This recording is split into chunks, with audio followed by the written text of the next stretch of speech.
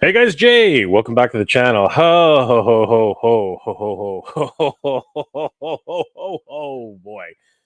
Oh my gosh. What a week. What a week we've had for toys. I mean,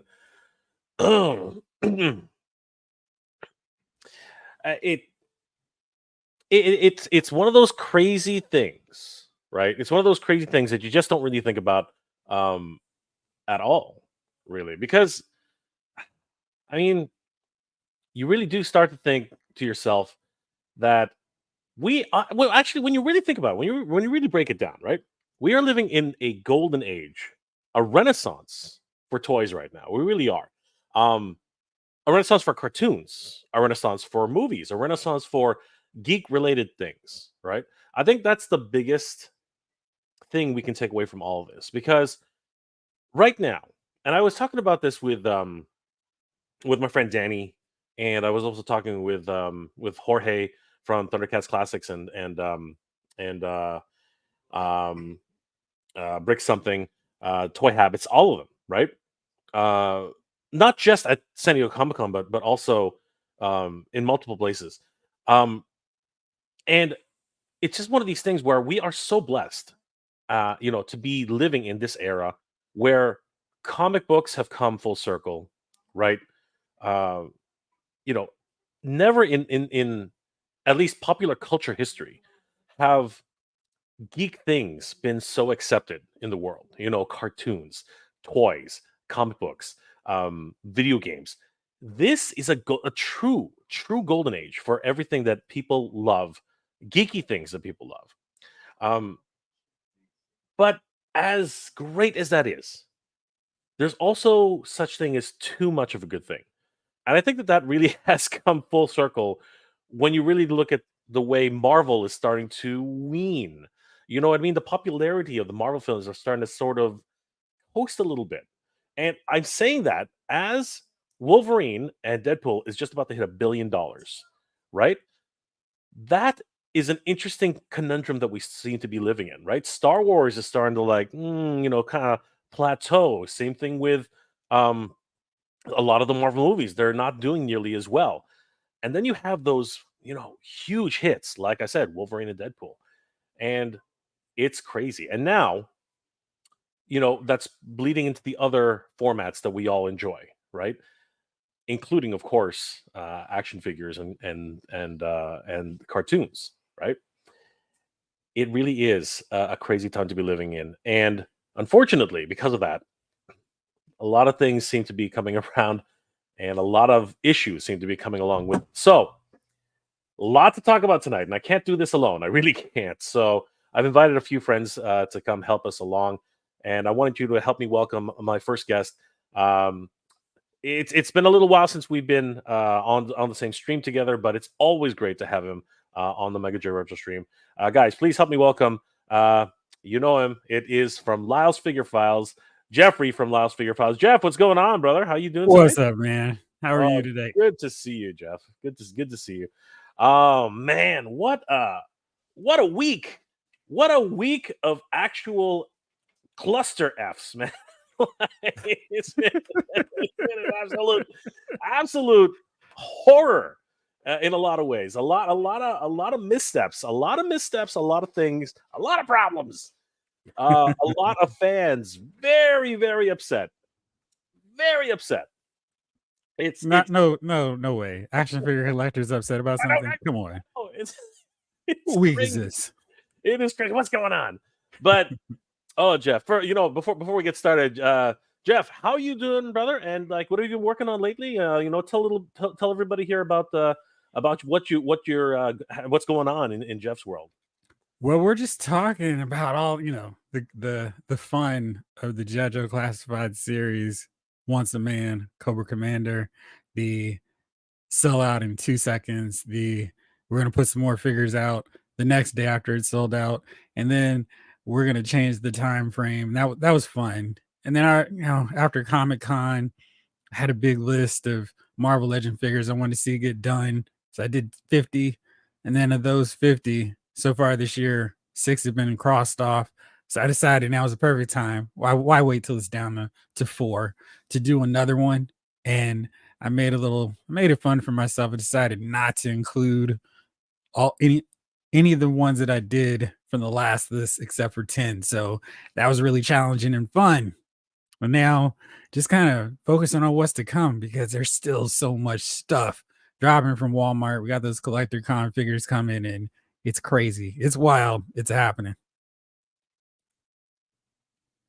It is beyond wild. It's just crazy.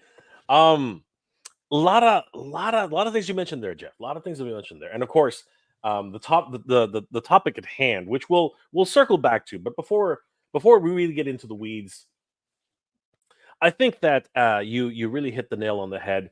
We are, as I said earlier in the beginning of the show, we're in a renaissance for toys right now. We're in a renaissance for comics. We're in a renaissance for action figures. We're in a renaissance for popular culture. You know what I mean? Like this truly is a golden age for us. I think. I'm not sure. Like, do you agree in a sense? Because I don't think any other time we've actually had this kind of acceptance in the geek sphere. You know what I mean? Like a lot of us had to be closet geeks for the longest time. You know what I mean? Like you go to your workplace. You go and you clock in. You have your work friends. You know what I mean? Like the people who don't understand what the hell you're talking about, right? And you kind of keep it away from them because they kind of judge you, right? That's not really a thing anymore. You can talk geek stuff at the water cooler now.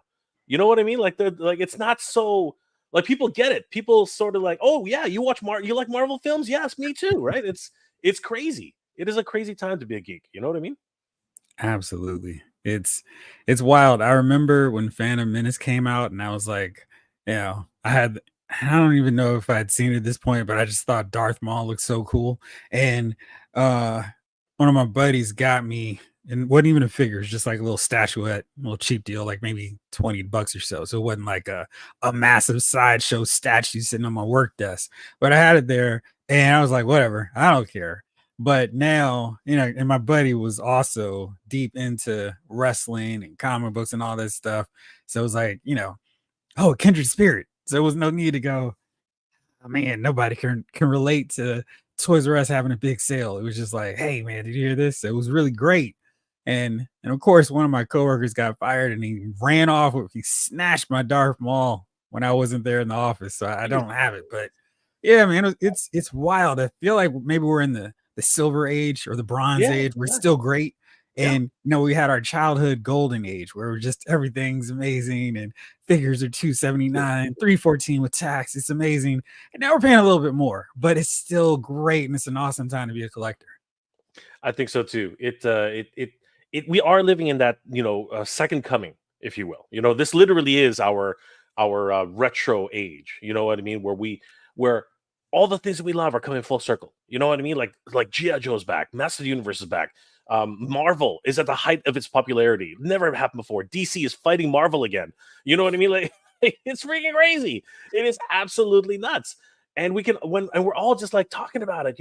There have never been this many toy channels. There have never been this many geek channels. There have never been this, and video games. Video games have taken over. Absolutely, completely, 100% taken over. Billions of dollars. Somebody told me the other day, Grand Theft Auto, the next one was budgeted at $2 billion. And it's gonna make Jeff, it back too. is that even a thing? $2 billion? Who does that? They're Who? gonna have they're gonna have Denzel be one of the voice cast Oh my members. God. This is crazy. This is crazy. We're talking about money which you've never seen before. Again, the biggest money makers, the biggest drivers of the industry now are geek stuff. This is just crazy. This is freaking nuts. But along with that come geek problems. We got geek freaking problems, man. This is crazy. This is absolutely bonkers. Jeff, let's take a minute. Let's take a second and say hi to everybody who's in the chat, guys. Thank you so much for being here tonight. Oh my God, what a week we've all had to endure. I mean, everybody here has basically just felt the true pain, the true FOMO, the true. I didn't want Once a Man, but now I have to have Once a Man because he ruined GI Joe. But like, what is going on? What is happening right now? Oh my God, Martin Start Pereira. queuing up some lines of dialogue from G.I. Joe the movie. I've got you. So I'm not among that troop that said it ruined the movie. Exactly. Martin Poirier, what's going on, my friend? In Canada, you go to your local GameStop and pre-order Once a Man Cobra Commander, and they will get it in October, and you avoid the eBay premium price. We are somewhat lucky in that up here in Canada. You know, some GameStop does get the Hasbro Pulse exclusives in store, which is crazy. But I can guarantee you right now, call up your local GameStop. He's not there anymore. He was up for like 20 minutes, and then they went straight to phone call to GameStop. Good luck finding him right now. But best of luck to everybody. Best of luck. Nolan's in the house. What's going on, my friend? How you doing? Honor You 83 is in the house. Extendar checking in. Good to see you, brother. Sci-Fi George. Good to see you, brother. Slam Bruster Dan. Rodimus and Slam Bruster Dan checking in. Yes, everybody's checking in, apparently. Neil Hunter Hyde is in the house. What's going on, brother? Timbo from Limbo. Just slithered in from Nebraska. And boy, my underbelly's tired. Take a load off, brother. This is your time. Exactly. This is your time to relax. Once a man. Let's see here. Anybody else? Frankie Rivera, what's going on, brother? How you doing tonight? TNT Skate. Skate. Good to see you. Hasbro PulseCon exclusives. I know, right? That's another problem, right? Like we're on the precipice of another ridiculous. We're situation. freaking out about one thing now.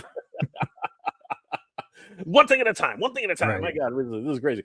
Let's see here. Helder Santos, what's going on, my friend? Things have to be changed with this Snake Tower or lower the price. We're gonna get to that. We are gonna get to that. I'm gonna star that comment right there. Eric Wilson, what's going on, dude? Zed Spidey Zed. So happy I found this channel. Thanks to all the San Diego Comic Con for my first. Thanks to all going to San Diego Comic Con for my first time this year, dude. That is crazy. Jeff, we hope to see you next year, man. Because would love to hang out with the Lyles Files, 100%. Y'all were making me jealous with all those videos you were shooting. Oh man, just crazy, bro. We're gonna hang out. We're gonna have dinner. It's gonna be fun. MIS1, once a man. I finally got yours. Congratulations, brother. You are one of the lucky ones. And don't you love how when we all say it is you can't say once a man Cobra Commander. You gotta go once a man. You have to say you gotta say it. You gotta say it. Rex J. Cox, what's going on, brother? I'm good, brother. I'm good. Thank you for asking. Crazy week. Yes, absolutely crazy week. It's a stupid week. Oh, Mario's in the house. Cortar Cartel. We met Mario in San Diego Comic Con. Great guy. Wonderful family. Thank you. Good. Thanks for everything, Mario. The Duplicity connection is coming soon again. Really? Oh my God. Andrew Davis. We are locked and loaded. Bang, bang, bang. Andrew got lucky today. Good for you, buddy. Congratulations. Kelly Cox. How's it going? Randa Gozig, Jay. At least Mattel is taking a look at what happened. Again, we're going to talk all about that. Like, second chances, right? And reevaluations and actual listening to people. This is nuts. Never in the history of commercialism have we actually seen this, really, to be perfectly honest with you. It's a huge topic. It's a big topic. Neil Hunter Hyde, really proud of Mattel and the Motu team for listening to the feedback, keeping their finger on the pulse, having the humility to pause in order to step back and reconsider. You say that, but then there's another underlying thing that we can talk about too, which we are going to discuss. So I'm going to star that too, Neil, because not everything is altruistic in the business world. Let's just put it that way, okay? Money. Hilton Santos. Money. This wouldn't be a topic if they just done it right and shown it, in my opinion. Again, there are a lot of factors going on here, brother. There are a lot of factors, and we'll get to those for sure. TNT Skate, what's going on, bro? Postcon, yeah, again, I think I read that one already. Billionaire, yo, gang, yo, brother. How you doing tonight? Let's see here, everybody else. Hal Jordan's in the house. It's not in stock, Aaron, but you can pre-order it, at least up here in Canada. Again, it's tough. It is tough, but we'll see how that runs its course. George Santos, got to dust those shelves, Jay. Is that you who keeps talking about that? Yeah, you know how hard it is to dust these stamps. It is the biggest pain. I mean, I feel it because it's you will dust one day, and like say you dust on Sunday or Monday, and then by Tuesday, it's like, hello, we're not going anywhere. It's like, come on, yeah, it's a pain. And then of course you start trying to dust around your figures, and then they start falling over each other. It's a nightmare. It's a nightmare. Thanks for having my back there. Jeff, the check is in the mail. The MCU hasn't worn its drop off. Star Wars hasn't either. It's just dead. Oh man, you know what? That's shots fired, bro. But there's still some life in in Star Wars. Trust me. D23 is just on our doorstep, so things are going to be fast and furious. It's like it never ends, Jeff. It never ends. It's Rex all J. about family too. Exactly. The idea that the Rattler Snake Lair was supposed to be crowdfunded the same would have killed the Snake Lair even more. Yes, you know what? There is another consideration. I'm going to start that as well because again, crowdfund over crowdfund over crowdfund over crowd. It's such a vicious cycle. Grand 460. Star Wars seems dead. Hope it came back. We'll see, brother. There is hope at the end of the tunnel. We shall see. TF Hustler, all the way from Texas. Good to see you, brother. Thank you for joining us. Good to see you. Timber from Limbo. Agree, Neil. I like that they tried to improve it upon the concept art. It's gonna be crazy. President Trump 83. Hey Jay, it's Mr. Ide Lee. Good to see you, brother.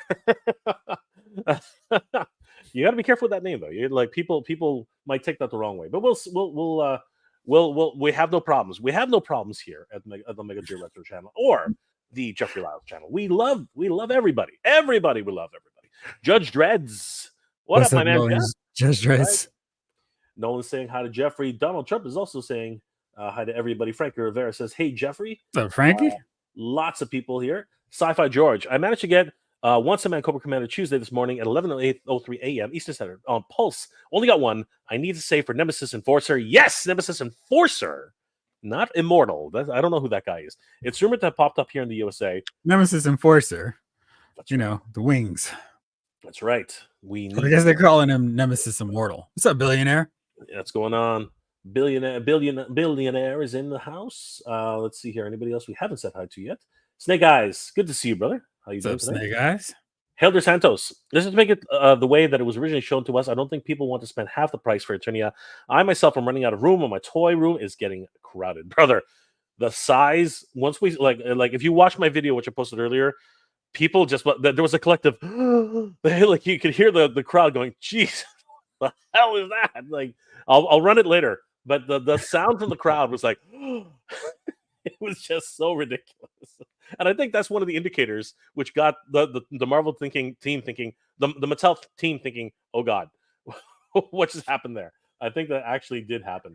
Let's see here. Judge Dreads. Make what people wanted and voted for. The price should have been the same as the other Origin sets. It is Motu, not Snake Man. Interesting. That is an interesting take on that. Tardarian Hanger. Good to see you, Mike. Oh, I had Once a Man issue in the past week. Small Once a Man. It's actually really good. That's a really good one. Little blue pills for that. A little issue. Just a small issue. Oh, Jeff got that really quick. It took me a second. Good to see you, Mike. Let's see here. Ryan Daly. What's going on? What up, guys? Happy to see my second and eighth favorite action figure. What do I need to do to get to 7? That's good. It's great to know that we're on a list of top 10. We're rising to the top. I can live with the top 10. Top 10 I can live with. Thank you, Ryan. Good to see you, brother. I got to check with the coaches poll to see where I'm at on that one. Jamlin's in the house. What's going on, Jamlin? Jamlin. Always good to see Jamlin. James Green. Hey, my two favorite Green's here. We got two. We got the 2. Jeffrey, we got the 2. We're doing well tonight. We are doing well tonight. This is awesome. Yeah, brother. Good to see you, man. Always great to see you, Jamlin. Teddy Hanger again. Snake Eyes. I love video games. Yes, we love video games. We really do. Let's see here. Giraffe. GTA boob physics ain't cheap. Ooh, $2 billion boob physics. You know what? I think we'll take it. We'll take it, right, Jeffrey? We will take it. Yeah, you don't want to chump on that. Geeks are easy. Geeks are easy to please. We just need a little bit of titty, and we're good to go, man. We are good to go. Shout out to the Marvel Legends, Emma Frost. Yes. Jeff Morris, good to see you. Jeff Squad represent. Yes, Jeff Squad is all here, man. Everybody's here. Run X33 GTA 5 budgeted at $265 million. Dude, look it up. It's even higher. It's crazy. I couldn't believe it myself. $2 billion. They spent $2 billion on this thing. It's crazy. Let's see here. Nolan, it's Chad. Where's Chad? Oh, there he is. Chaz the Guru's here. Chad, if you wanna jump on, I sent you the link, didn't I? Didn't I send you the link? If you want me to send you the link, Chaz, you should definitely jump on. You know what? I'm gonna send you the link right now. Give me a second. Let's see here. Where are you? There you are. Oh, that's the wrong one too. Jeez Louise. I've got all these windows up and none of them work. Oh, here we go. All right. Dang. Too many windows. Too many windows, man. Do. Not enough time. And you know what? Windows gave everybody a whole crap ton of problems a couple of weeks ago, but we're not going to get into that. Not today. Thank God it didn't happen while I was on a plane. That would have been ridiculous. Oh my God, that would have been just freaking No good. terrible. So Chaz, if you want, I just sent you the link. If you want to pop in, please do. We'd love to have you. Let's see here. Just gonna reduce all these freaking windows again because that's gonna screw me up. I think that's it. Yes, that's it. All right. Let's see here. Anybody else? There's been a lot of people came in. There's a lot of people in here. It's a party. Great. Thank you guys for being here tonight. Motu Prince. Whoop whoop. Good to see you, Motu. What's going on, brother? Jabbar Robbins in the house. Hey, Jay and Jeffrey. Next month will mark the 50th anniversary of Shazam, the live action series from what's it called? Filmation. Filmation actually did Shazam. For those of you who don't know, they did a live action one too. Yeah, I didn't know they did. I didn't know they did both live action series. Interesting. It was only, I think it was only like 4 or 5 episodes. It was crazy. Based on those costumes, it needed it. Oh yeah. TF Hustler, pre-orders hitting me from left and right. Transformers to Marvel, dude. It is like a shooting gallery. It's like bang, bang, bang. You're being sniped everywhere. Like my wallet is looking. Money comes in, then snipe. Money comes in, snipe. 300, $25 here, $100 here, $50 here, $75 here. You want that HasLab Rattler, don't you? I forgot about that. Damn it! I forgot about that one. Robo 2023. Good to see you, Rob. How you doing tonight, man? Good to see you. Squatchy Dad is in the house. Yes, thank you, brother. Appreciate that. Eddie Danger, what's going on, bro? How you doing tonight? Mecha Man Blades in the house. Good to see you guys. Oh my gosh, everybody's coming. Hey, Stace of Spades. Good to see you, Stace. Just notice that Lord Grass Spentero had disappeared from BBTS, despite them still being visible in my orders. That's fine. That means you got the pre-orders, which is how that works. That's usually how it works, Stace of Spades. Judge of Dreads. I'm canceling more than I'm buying because everything is so expensive. This is something that is not untrue. The ones you really don't, the ones you realize, it's kind of funny because you pre-order it just in case. But then the ones you realize you don't really need, all of a sudden, cancel. Well, for me, it's like I'm canceling because they're breaking their pre-order date. They're going, it's going to come September 15th or tomorrow. And, it's October. Oh, they wouldn't get that to you by the end of August. It's crazy in planning. And I think Hasbro is probably the worst on that front because they're tripping over their own stuff when they have a big product. And I really love that we don't have a Marvel HasLab doing the meme around the corner on us. But it's just like, guys, come on. Y'all know if most collectors are into G.I. Joe, Marvel Legends has in Transformers, maybe not throw a bunch of stuff at the wall at us because it's kind of rough. And when it comes down to a HasLab, a regular product, HasLab's probably going to win out. I mean, we all want our patches, don't we? Oh yeah, we need those patches. Jeff, shots fired by Jeff again. And yeah, you'd think they would have learned a lesson from Rancor, Ghostbusters, and freaking what's it called? Sky Striker. You think they would have figured that out the first time they tried it, but no. Let's try just 2. Just 2. Maybe 2 will work. No, it will not, my friends. John Brooks is in the house, all the way from Ireland. Good to see you, my friend. Managed to get one. Congratulations, dude. That's awesome. And even an Astro bought PS5 controller. Dude, you're just spending the cash today. Rorge 81. Good to see you, Rorge. Good to see you, brother. How you doing? Yes, thank you, Neil. Smack that like button, of course. Thank you so much, Neil. You are awesome. Always can count on Neil. Let's see here. Spideys. I feel dumb. I had a chance to get Once a Man in San Diego, but I passed because I didn't know he was an exclusive. Oh, dude. Oh, my friend. Foxhound is in the house. My condolences. Good to see you, brother. 247. We should have Hasbro come back with HasLab Apocalypse with the 3 Horsemen and Archangel. Boom! Let's make that happen, Hasbro. Not right now, please. 4 Horsemen. Not right now. Yeah. Let's wait a little bit. Need to wait until January for that. Let's wait a little bit, Shinoto. Let's wait a while. George Sanchez. It's all love, Jay. Thank you, brother. We love you too. He's talking about your shelves or in my shelves. Yeah, probably the dustiness. Absolutely. Film Kid 1000, just gray shelves. Yes, just gray shelves. No black. Then the dust would turn white or black. It's you can't win. That's right. Extendar, just get a can of air duster. No, all the accessories would fly all over the place, dude. Don't you know that? Yeah. The carpet monster would eat everything. That's not a good idea. Urukai is in the house. What's going on, my friend? Kelly Cox. Haven't heard about the Rattler. How's Lab is doing? It's stalled a little. It's plateaued a bit, but trust me, it never stops. Trust me, it's a tiny. It'll surpass it 100%. It's taking off. Don't worry. Yeah, it's gonna happen. It's gonna happen. All right. Sorry for that joke. We are wow. Okay, there's a lot of people in the chat. I'm gonna have to start skipping, guys, because this one is pretty big. Carlos Castillo. Anyone else having issues with the Hasbro Pulse app? I've had to sign into my PC in order to get. By the way, what's up, peeps? Everyone's having problems with the Jeffrey. Jeffrey solved the whole situation. The site needs the more time. The site needs more time to percolate. The site needs more time. We were doing the live last time together, and it was like, what are they doing? Galactus didn't fun. We're in the multiverse where things didn't work or their app didn't work. It's crazy. The Rattler's at 13,365 right now. It's gonna keep going. It's gonna keep going. Doc Collector's in the house. Iconic Blood 666. Eddie Danger. Sorry, guys. I'm just gonna speed through everybody right now. I apologize. Let's see here. Felix Fagans is in the house. Good to see you, brother. Sorry if I'm mispronouncing your name. Michael Worrell Jr. What's going on, my friend? How you doing tonight? Shannon Kalhoff. Shannon Kalhoff. Good to see you. Vin Doom. Good to see you, brother. 100 grand, Jeffrey. What the hell? 100 grand, Jeffrey. Oh, I love it. I love it. Uncarded reviews. Once a collector. It's getting to that point, brother.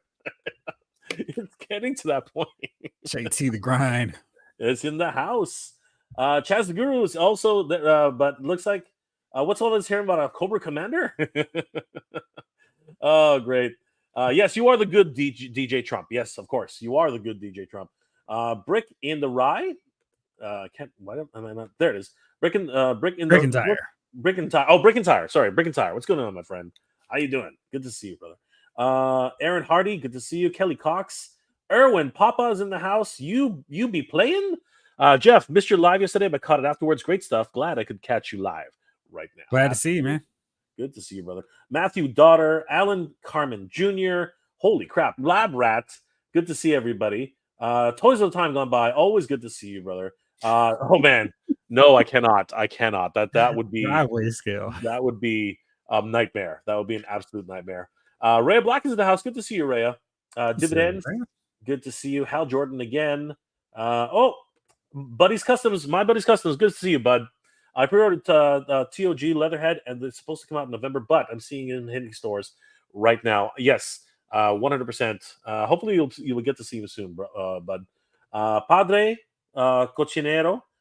Greetings. I like Cobra Law as a kid and as an adult, but I don't need once a man. The economy and inflation necessitates prudent and strategic purchases. Good to see you guys. That is actually a very smart and wonderful answer. Thank you. I wish I could do that. Really wish I know, right? Rob 2023. Jeff, Jeffrey, you guys back the Rattler. I am sitting on the fence as I always do, and right at the end, and right at the end, I'm going to snipe it. If there wasn't, if there's no 1 week special, I am sitting on that fence. That fence is warm and toasty. Trust me, that is a warm and toasty fence. MIS1. Hey Jeff, I don't want to hunt down the Platinum Edition Flash movie Batman. Do you know if EE or BBTS or McFarlane might get it? I don't know. It's one of those things where I don't know. If you want it, you might want to try to hunt it down, because if you wait too long and everybody gets it, they're just going to shoot those prices up on you. So it might be better to track it down now. Yeah, unfortunately, the way the toy economy is going right now, they are making more limited runs than they are making larger runs. It's just the way that is. Neil Hunter, hi. D23 was mentioned. I don't collect Funko Pop. I'm gonna need someone to pick me up a Bob Gurr limited edition pop from the expo. I love me some Gurr, retired Imagineer legend. So guys, if anybody can help out, Neil Hunter Hyde, great member of the community. You guys definitely want to help him out. Justin Mohan's in the house. Game Quest Even y'all with all the great lines in now. Example, Jada, Hasbro really doesn't want to give me a reason to work elsewhere with shenanigans like once a man. So you know what, brother? That's actually a good point. Move on. Sometimes you just gotta move on. Move Oh along. man, Move okay, on. we're getting to the end here, guys. Hang tight. Let's see here. Judge Brad is in the house. Ronan X33. Philly Jones. What's going on, Philly? What's up, How you Philly doing? Jones? Jalen again. No freebie for you. Jay, did you pre-order the Mondo Scare Mare and Scare Glow? I'm sitting on that fence. I keep telling everybody I'm going to sit on that fence right until I hear snipe, because my bank account keeps getting sniped. So I gotta be very careful with this. I really do. Yeah. It's not that I a don't game. want to. It's not that I don't want to. It's just it happens. Nerd alert. Hey, what's up, what's up, guys? Hey, Lyle. The Marvel Legends wish list video was great. Awesome picks. Hope some of those get made. Thank you. Oh, dude. I'm firing my PR guy. Some great picks there for sure. Yeah. Raymond Chung is in the house. What's going on? Wasted so much time editing my phone number from format on Hasbro. That Pulse. thing is the worst. That is Oh, so man. wrong. I hate that part. Oh. Because it's like, what's wrong? Oh, you don't have a flag here. Morons. They have everything else. It's the worst. I'm with you, Raymond. Oh, That is so dumb. Because on day one of Cobra Commander, I was like, "What's wrong?" It's like an action movie where you're trying to figure out which wire to press, which one before I get it. And it's like, oh, of course, it's the right one. Boom. No Cobra Commander for you. I know, pretty much, right? All the hoops. Padre. Accidentally found the McFarlane Collector Edition, regular and platinum, of the Connor Kent Sergeant's Rock and Manga bat on the end cap. So check your targets if you're interested. There's a good point. There's a good tip. There's a very good tip. Check those end caps, everybody. You just never know. I saw them, not the chase versions, but yeah. Lexalator. My wallet is happy about the Snake Lair, Mondo Scare Mare, and Snare Glow Fortress Max. Wow, dude. Those are some big hitters you just mentioned there. Kirk HT is in the house. Judge Dreads again. Derek Kuto's in the house. What's going on? How you doing, brother? Same Time Toys in the house. Finally coming down to it, guys. Thank you for being here. You guys are awesome. Barrenter. This time of year, so many pre-orders. I have to ask myself, what is a must and what might be on sale for Black Friday? That's a Jeff answer if I ever heard one, for sure. Man, listen, I'm about to slow down on everything. My buddy just texted me today that because Ollie's continues to have new stuff coming in. It feels like every day at this point. This was a new drop that my buddies just saw, not in our area. Ooh. $10 for that guy. It's Look just at like, that. come on, dog. And of course, when things disappear from Target or whatever, it's like, oh, I've missed my chance. Not really. Because No. I feel like we're gonna wake up one day and Black Widow is gonna be showing up at Ollie shelves, and everybody who paid more for her and all the people who are scrambling to get a Warbird are gonna find her next year and get like, what the heck? So it's a whole thing. It does tend to happen. All of a sudden, something which was impossible to find, Ollie's got, or some sort of liquidation place. Is crazy. Right. Michael World Jr. Cobra Stinger hit BBTS with everything hitting at once. I have to eat ramen noodles for another week. Oh my god, I've been there, brother. I've been there. Have truly been there. It's all those dollar McDonald meals which don't exist anymore. They don't. They don't. Because I got a what's his face McDouble. And I don't even get fries from McDonald's anymore because they're just terrible. They forgot to actually fry the French fries, so it's just like they're like whoop, whoop, they're limp. Oh and I got a Coke and it was like $8. I'm like, well, how is this even possible? That's a whole extra value meal. Where's the value? It's crazy. Jenny Ortega is Tila. Eric Valdez. Jenny Ortega is Tila. Interesting. We might hope. We'll see what happens. I think her Scream sister might. Melissa, what's her name? I think she might be cool. Yeah, Tila. That would be awesome. Same Time Toys. Renegade Biker. Yes, you guys are all seeing each other. Anybody else we haven't said hi to? Fran, Captain America. Good to see you. Helter Santos. Always good to see you. Plastics Paul. Plastic Soul Collector. Good to see you, my friend. Got Cobra Commander on the first drop. Saved my anxiety for sure. What a mess. Yes. What an absolute cluster F. Roar JD1 again. Easy E picked up X-Men Forge 3-pack at Ollie's tonight. Manager says that they might have more pallets, toys than they can throw on the floor. Christmas is looking good too, though. Honestly, the Forge 3-pack is something that everyone, especially when it goes on sale, is always looking for. Glad you picked one up, brother. Oh my God. I guess we're going to have to start looking at Ollie's for some Forge 3-packs. Jeez Louise. But nobody can find Cable. No one can find Cable right now. It's ridiculous. It is freaking ridiculous. Grand 460s in the house. Jamelin, $10. Not a bad little pickup, Jeff. Oh, I didn't get it. It was on my local collector text thread where they're the enablers, as my wife says. So every time I'm like, oh yeah, I'm talking to the gang. I'm like, they're just convincing you to go out to Target and all that. But yeah, so apparently, I think it might have just been a Twitter deal, but they're showing up there. It's wild. Let's see what happens. Kelly Cox in the house. My kingdom for an Ollie's in Canada. Yes, that would be amazing.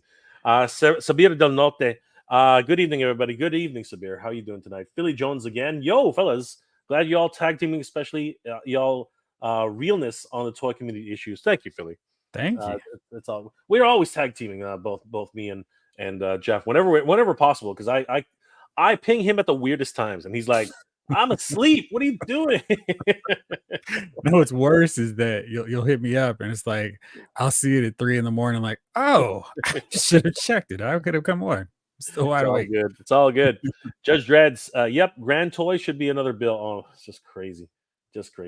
Padre says Ollie's in Kansas, but not here in Nebraska. Sigh. Thank you, Crash. Good to see Crash in the chat. Always great to see Crash. Hung out with him at Joe Fest and has become a YouTube member. Thank you, my brother. Really appreciate that. And I think Crash actually gifted a membership to somebody the other day. So thank you, Crash. You are freaking awesome. Good to see. We're doing well, brother. We're doing well. Thank you so much for becoming a member again. Will's in the house. SDCC Batman Beyond and Old Wayne found old Batman. Bruce Wayne. Bruce Wayne. Batman Beyond Wayne. Found at GameStop Canada. Congratulations, brother. I did see that, and I actually did find gold label Terry McGinnis as Batman. Oh, nice. So that was a lot of fun. Extendar's in the house. Good to see you. Ultra Runner, Tech and Toy Review. Sorry, brother. Once, twice, and 3 times a man. Oh my God. 3 times a man. It's once, twice, 3 times a lady. Yeah, once, twice, 3 times. Once a man. Sabir Denote. Sabir Del Norte had an update acquired for the Pulse app today. This is this is comical. What's going on with that? Like all day long, I looked at it as an AM and said, "What happened to the other 30 or 29 freaking days?" It's crazy, brother. It's crazy. And we're gonna circle back to that for sure. Last 2 on the list. Good to see you guys. Mecha Man Blade and Crash again. Had to get new cards, so I had to update stuff. This is nuts. Nice. This is nuts. It's crazy. Finally, thank you guys. So many of you guys in the chat today. Thank you. You guys are freaking awesome. Last one. Padre, Jeff, loved your video on Marvel Legends figures. We need a box and Marina talisman to complete Alpha Flight. Jay needs his super team completed. You know what? Thank you for watching it. So the crazy thing is, right, I've already done like a 2023 Marvel Legends top 50. And they were included on that because I absolutely want Box and Marina. Like they're probably in my top 20 just because I thought Box had such a cool look. And Marina works with Alpha Flight in the dying days of the Avengers before John Byrne comes to fix it and then rolls out again. But yeah, and I tried to limit myself to just 10 from my last list. So that's why they weren't there. Otherwise, it'd have been a boring video. But I've already done the next 50 videos. So I don't know when I'll do that. Maybe after PulseCon. When we drop some more Marvel Legends from Hasbro. Oh man, it just never ends. We got D23, we got PulseCon, we got so many things. New York Comic Con. When will it? It never ends. It will never end, Jeff. And just like that, boom. Guess who stepped in the room? This week. What a cluster F of just huge proportions. Oh my God, Jeff. What happened? What the F happened? Oh my God. It's that ridiculous. I feel like they really messed up on the Hasbro front with changing up their website right around the time with the Rattler and dropping Comic-Con exclusives, no one was complaining about the website being so poorly conceived. It was like, "Oh, it's all good. I can order my stuff." And Jalen and a few others just said, "Hey, you get to see what you order." That's like the only positive with this change. But there's so many just basic problems with it where just making a simple order is a hassle. And you know, it's kind of a good thing to have your website set up so people who want to buy things can buy it without having to be up at 3 in the morning. Oh, right, he's here again. Let me order it. And that whole Maxify was the worst. Everything that could go wrong has gone wrong. And as you said, I think Jeff was he was ahead of the game. He basically said, "I don't like the website changes. I don't like what's happening here." And I believe Jeff did say or something along the lines of, "This is trouble." I think Jeff at one point said something like, "This is going to be a problem." And you know what? It became a problem, didn't it, Jeff? This is just it's Oh like yeah. it's a prophetic situation going on here, just absolutely insane. So now I'm going to ask the $1 million question, Mr. Lyles. Did you acquire Once a Man? Yes. On my Oh, second attempt. there you go, the second time coming. But here's the thing So about that. Please tell your story, because to be okay. honest with you, were you in the 2 minute gap or were you in the showed up later in the day kind of situation? What happened? Oh, so I had my alarm all set 12:55 because I was like, yeah, there's no way I'm gonna miss out on this guy. So I've got my alarm set, and then I'm on to HasbroPulse.com, made sure I'm logged in, all set. Everything's ready. And I used to do this back in the days with Mattel and their bogus white screen of death website, where I would put something in my cart to just have it there and ready. So when the new DC Classics figure dropped, I'd be all set and then make sure to delete it. Then of course sometimes it's like, oh no, I've got two things in here, but I needed to get it before I couldn't get it. Anyway, so I've got them, and of course, there's that whole, when 1 o'clock hits, there's the initial, all right, great, pounce, move, get it quick, and there's just nothing there. This no update. It's still the whole route. I'm like, refresh, refresh, and then they've got that little tile rolling of stuff. I'm like, what's going on? Every time there's something new, you guys replace it with that. And it's still like, and of course, it took me a second to keep scrolling San Diego Comic Con. It's just like, why are you guys having this thing buried on? It's the second scroll of your finger. It's the next page down. It's like, why is this? Get over there. God, see him great. Add him to cart. And I'm going through the whole checkout thing. All right, cool, cool, cool. And then it's like, wait, what's up with what's the problem with the phone number? And I go through that 2 times before I realize it's missing the flag. And I'm just, this is dumb. You have the rest of my US address. Why do you need my US phone number? Doesn't even matter. And by the time I go through that, I get the nice little pink or purple tab that says, one item in your cart is no longer in stock. Just like, no, no, no. I'm Emperor Palpatine up in here. No, no, no. And it's just a wash. I'm like, all right, well, maybe this is that 1 o'clock window where it's the premium pulse time where it's just a free for all. And then I'm like, all right, maybe at 2 o'clock they'll have some more. 2 o'clock. Then it's a whole new wave of people who are upset. I never even got a chance to get this thing. Hasbro's terrible. And then, of course, later on in the day, they're like, guys, guess what? We found 2 more cases of this figure. So we're going to put them back up for pre order tomorrow at 8 o'clock a.m. Eastern time. Great. Oh, wait. Actually, we're going to put them up at 11 I know. a.m. Eastern time, which was awesome. So I was like, all right, I've got my alarm set for 11. No, was it 10:55? I'm all set. And then I wake up Tuesday to a flurry of texts on my figure crew text chat, and they're like, he's up right now, and it's like 8 o'clock or 8:30. I'm like, oh man. So I hurry up. You got that panic, like, all right, let me hurry up.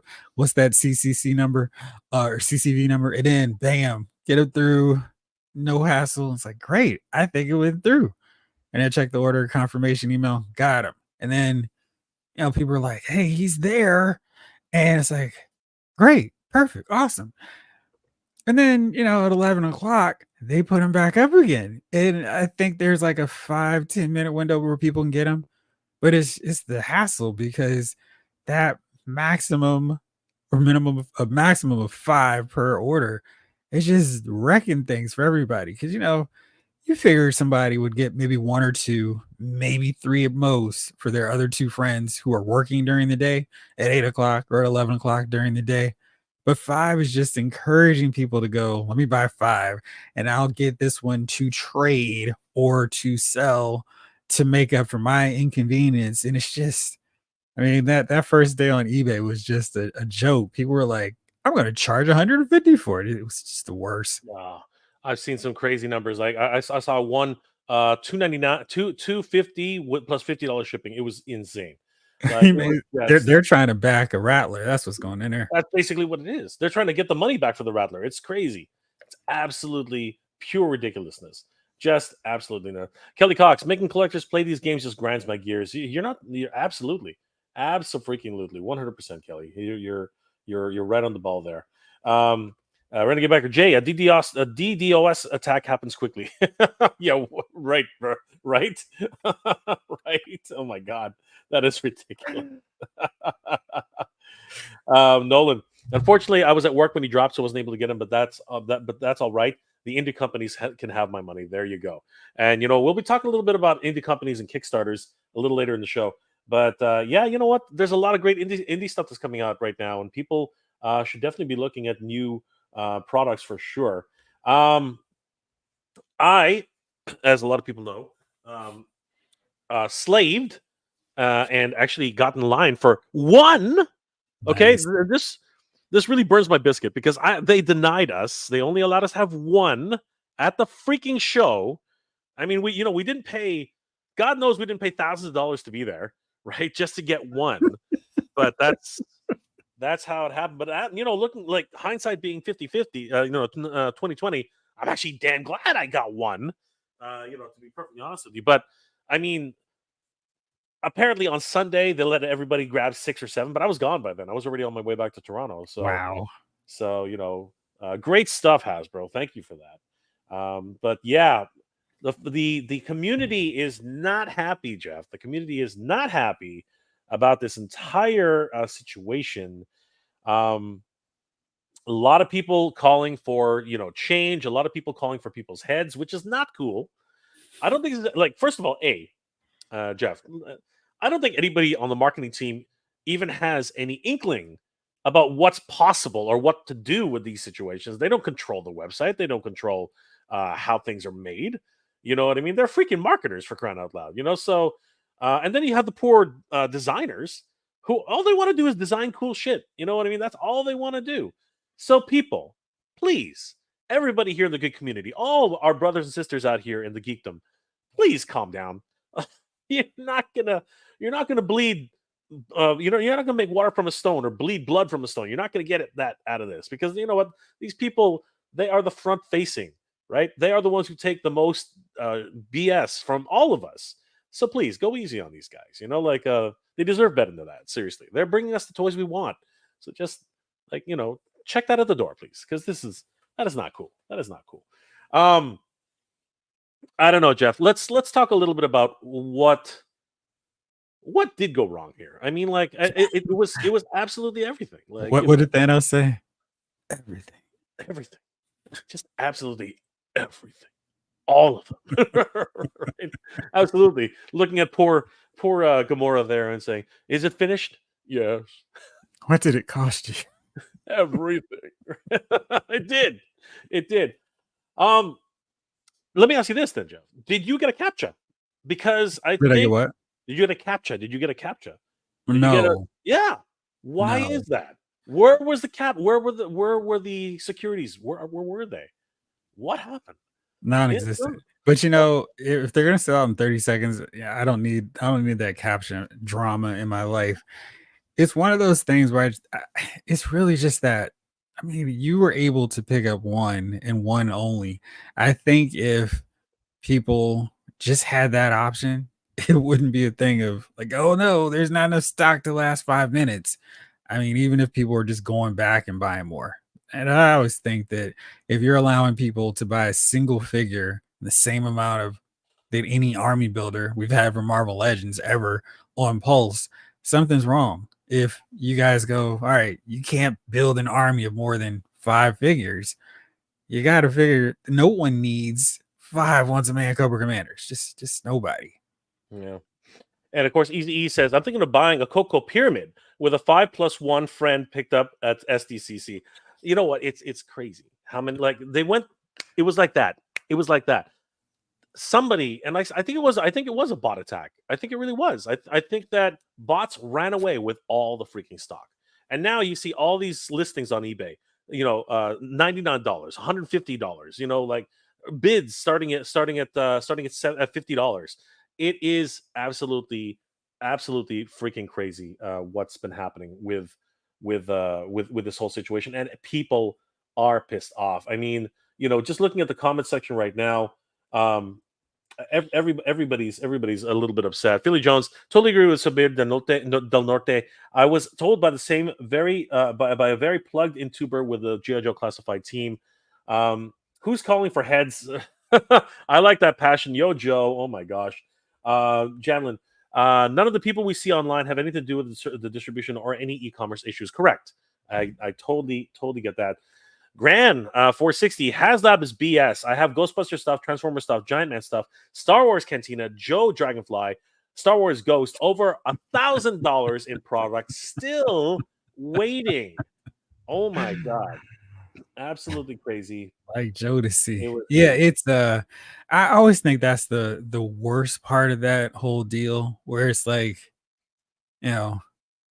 just take off half that money. Don't make us pay up front for everything if it's going to be a year plus before we actually see it. I think that's really backwards, and it cuts both ends, because it could be the, hey, tomorrow we're ready to charge you your account for that money for the HasLab player. But I think in that kind of context, it's such a long wait, and cool.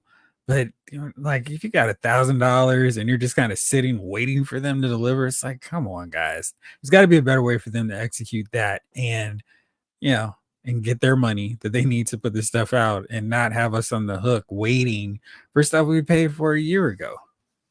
Absolutely. And Gikano, good to see you. Yes, it was great meeting you too, brother. And like I said, a lot of people are very upset about this, and people are starting to think, that they need to quit. They need to quit the hobby at this point. And as somebody mentioned earlier, maybe it's time to look at independent creators. People who are kickstarting their own projects.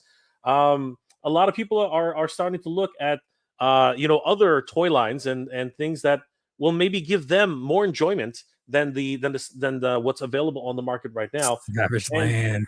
yeah, Savage Land, and what's it called? Animal Warriors of the Kingdom. Lots of great things which are coming along the line, and people are getting very, very upset. And of course, when you regurgitate and make things over and over again, like Star Wars has done over the past couple of years, pardon me, people get tired of it. People get absolutely tired of it, and it's crazy because, as I mentioned, that there are really creative people out there who are making brand new projects, and it's fascinating to see some of the things they're coming up with. I want to highlight this. Let's take a break a little bit from this. Oh my god, this absolute cluster F. Let's just take a quick break from that, guys. We'll be right back. Let's talk a little bit about some real big projects I'm very excited for, and specifically projects which have been catching my attention.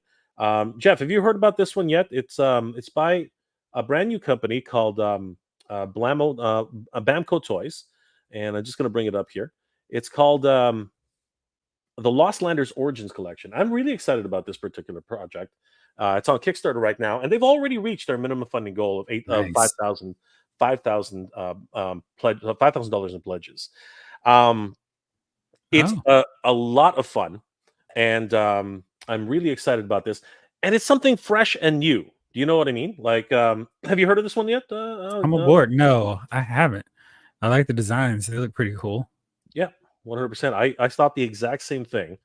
The design team is great. Thomas and Guy Dorian Sr. Some of you guys might recognize that name. He's a very prominent artist at Marvel, and has been around the industry for quite some time. And some of these designs are amazing. And again, it's this wonderful new grassroots type of thing, Jeff, that I really enjoy because they're doing something which all of us wanted to do when we were kids. Create Finally giving something. us a man-ape figure. Yeah, create something brand new. You know what I mean? Like, look at some of this artwork. And I mean, look at that. You know what I mean? Like, some brand new creative designs. Really exciting characters. Right? I'm very, very excited about all this, and their world building. That's Mhm. huge, especially when you're really starting out and creating a brand new IP. And I really wanted to talk a little bit about this, so I invited two of the creators to be here tonight.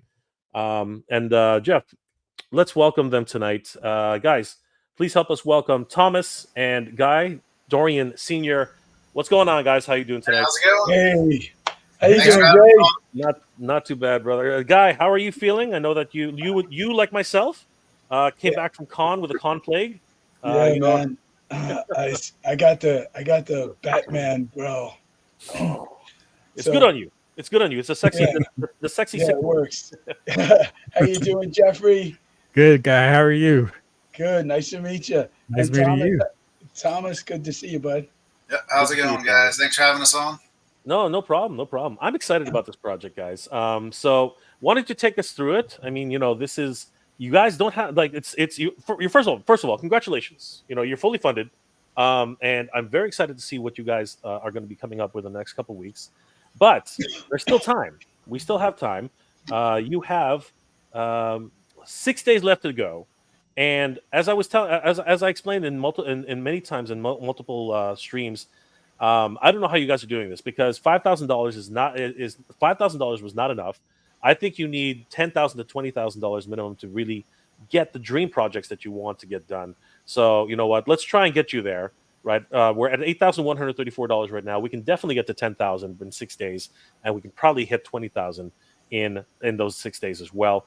But talk to us a little bit about the book. Talk to us a little bit about how you guys created the characters and what makes this project as special as I know it is. Take it away, guys. You want me to cover this guy, or you want me to talk? Okay. So, Yeah. Lost Landers is a basic concept that is, what if prehistoric man didn't go extinct? So stuff like Neanderthal, Denisovans, Nadali, and all the different ancient species of man, and what if they just kept evolving? Could they be in lost lands hidden on our world? And as we're finding out, the answer is yes. Every year there's new discoveries that ancient man like Neanderthal and Denisovans definitely not only met, but they also mated. And there's caves that have been found where they tunneled like 6.5 miles underground and kind of built, in essence, like a little civilization. So what happens if they just kept doing and kept evolving? And that's kind of where we got to. And then we started building, what would these lost lands be like? Would they have high technology? What if ancient ancestor creatures still existed? Like a glyptodon is the predecessor to what we know as an armadillo. An armadillo is small. Believe it or not, can deflect like a 22 and a 9mm caliber shell. Not a point blank, but it can. So what would one that existed that was 2,200 pounds and 8 feet wide, what would that shell be like? Could that be used for armor? Could that be used to live in, for structures and support? So just going back into history and finding all these like neat animals and creatures that existed and just building from there. That's amazing. And so, along with that, come some interactions with these people. But why don't you take us through a few of the characters that you've created here? Who do we have here in this section?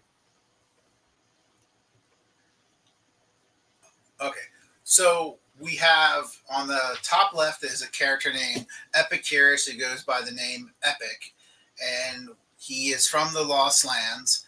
And basically he's journeyed into the Outlands, or modern day Earth and the world, and he's collecting heroes or people that don't realize they're heroes yet, but they have lineage back to some of the prehistoric man. So to the right is a character named Abigail Powers that goes by the name Bullet. She is part Patagonian giant and Amazonian. In real life, she's about 6'7". She was an Army brat, and she wanted to be an Air Force pilot, but she was too tall to actually fly a plane, fly a fighter jet. So she ends up becoming an engineer and creating a suit so she can fly around and do stuff. So the next character over is a guy named J.L. McCoy. He's a character called Fusion. His background is, again, like Abby. He's a scientist. He creates a suit of armor. He's undersized.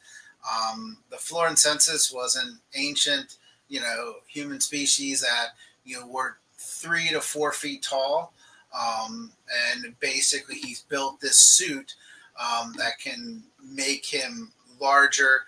He has bots or robots that come off of it. Did you have something to put in there, Guy? Oh, okay. And so there's a lot more to him. He also helped work on Abby's suit and provides a lot of technology. That would be Toro. And basically he's our Western gunslinger. He's an ex-military sniper. He's a professional bull rider. And he brings a lot to the team in regards to strategy and toughness. And he's definitely the character that the rest of the team can rely on to get the job done.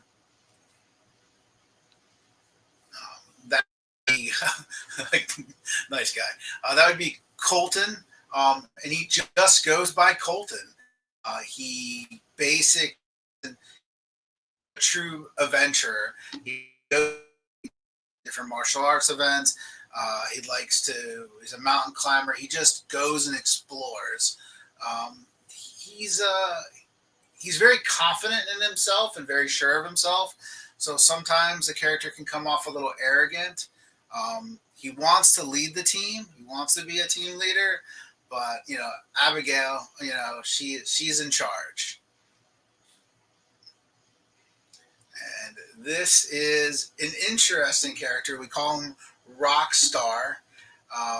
He has a couple different personas. The guy's holding up, his statue we've had made, and he basically is kind of like a magician. He can take on different personas. This is where he's like a classic. He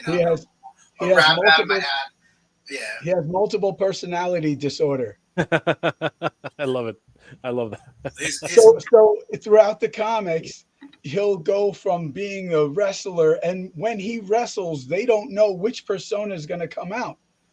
Kind of like Mankind, and he was made with the the thought process of my favorite wrestler, Roddy Piper. Scroll back up a little bit. Yeah, a little bit of. He's got Roddy Piper in him. He's got Dusty Rhodes. He's got some Houdini in him. Thomas wanted some magician Houdini, and so there he is. Yeah, there he is. So at any moment, like you'll just be talking to the guy, and all of a sudden, bam, and you'll see a smoke cloud, and all of a sudden he turns around and he's the magician. And you're like, what the hell? Talks different, acts different, all that stuff. I really like that. That's an interesting twist to the characters that you're creating. It looks like you have a really big host of characters. Now, who's this guy? Because he's someone who I've been definitely trying to figure out what is his deal. He looks crazy. So he is our big bad. He's our main villain. His name is Ominous Sir, and he ruled the Lost Lands for a long time and was defeated and kind of put in suspension is the best way I can kind of explain it without giving away too much. And some of the other groups and some of the different, decided that they basically wanted to bring him back, and he's been reborn, resurrected, whatever you want to call it. And he's kind of angry because last time he was in control, he lost it all, and now he wants to regain the lost lands, and then he wants to come into our world and take over. And the way he could do that, is Abby. This is almost ready, but not quite ready. I've been adjusting it. This is Abby. There you go. So Abby's being adjusted right now, but thing is that Abby created the sun cell, and it's a cell, and it's like what do you call those things again, Thomas? Solar panel. It absorbs. Solar panel. It absorbs. But it's a crystal though, and it's cut in many different ways. It's got millions of cuts inside, and each one of those cuts reflects off of each other, continuously building that power. Now, Sir needs that power to stay alive. He doesn't have infinite power. He needs a power source. So that's when they're going after Abby, and Abby has the power source and all this stuff. And I'll let Thomas take it before I cough my guts out. If you scroll down on that, you'll see Abby's newest and most iteration of her suits. She's designed a bunch of different suits over time, and that's going to be her main suit.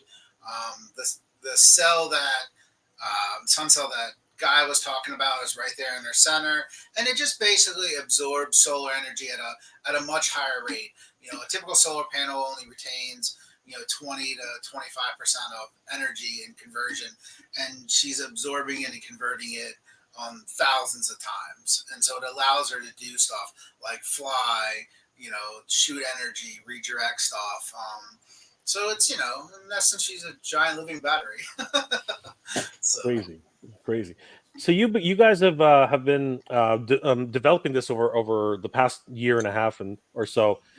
What has been the response been like at shows and at places that you guys have visited? I think people seeing the figures. When we started all this, besides all the world building and doing all that, the idea for Lost Landers was to create a property and create toys for kids to play with. I've been a retailer for 30 years, and I can tell you that why I sell a lot of toys, they're not going to kids to play with. I want kids to play in the dirt, use their imagination, pretend. I think all the things that we all kind of did as a kid.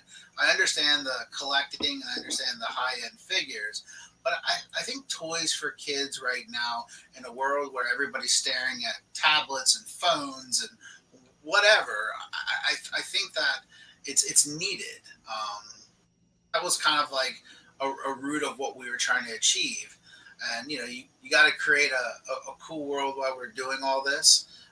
And that's going to be, you can't have good heroes without great villains.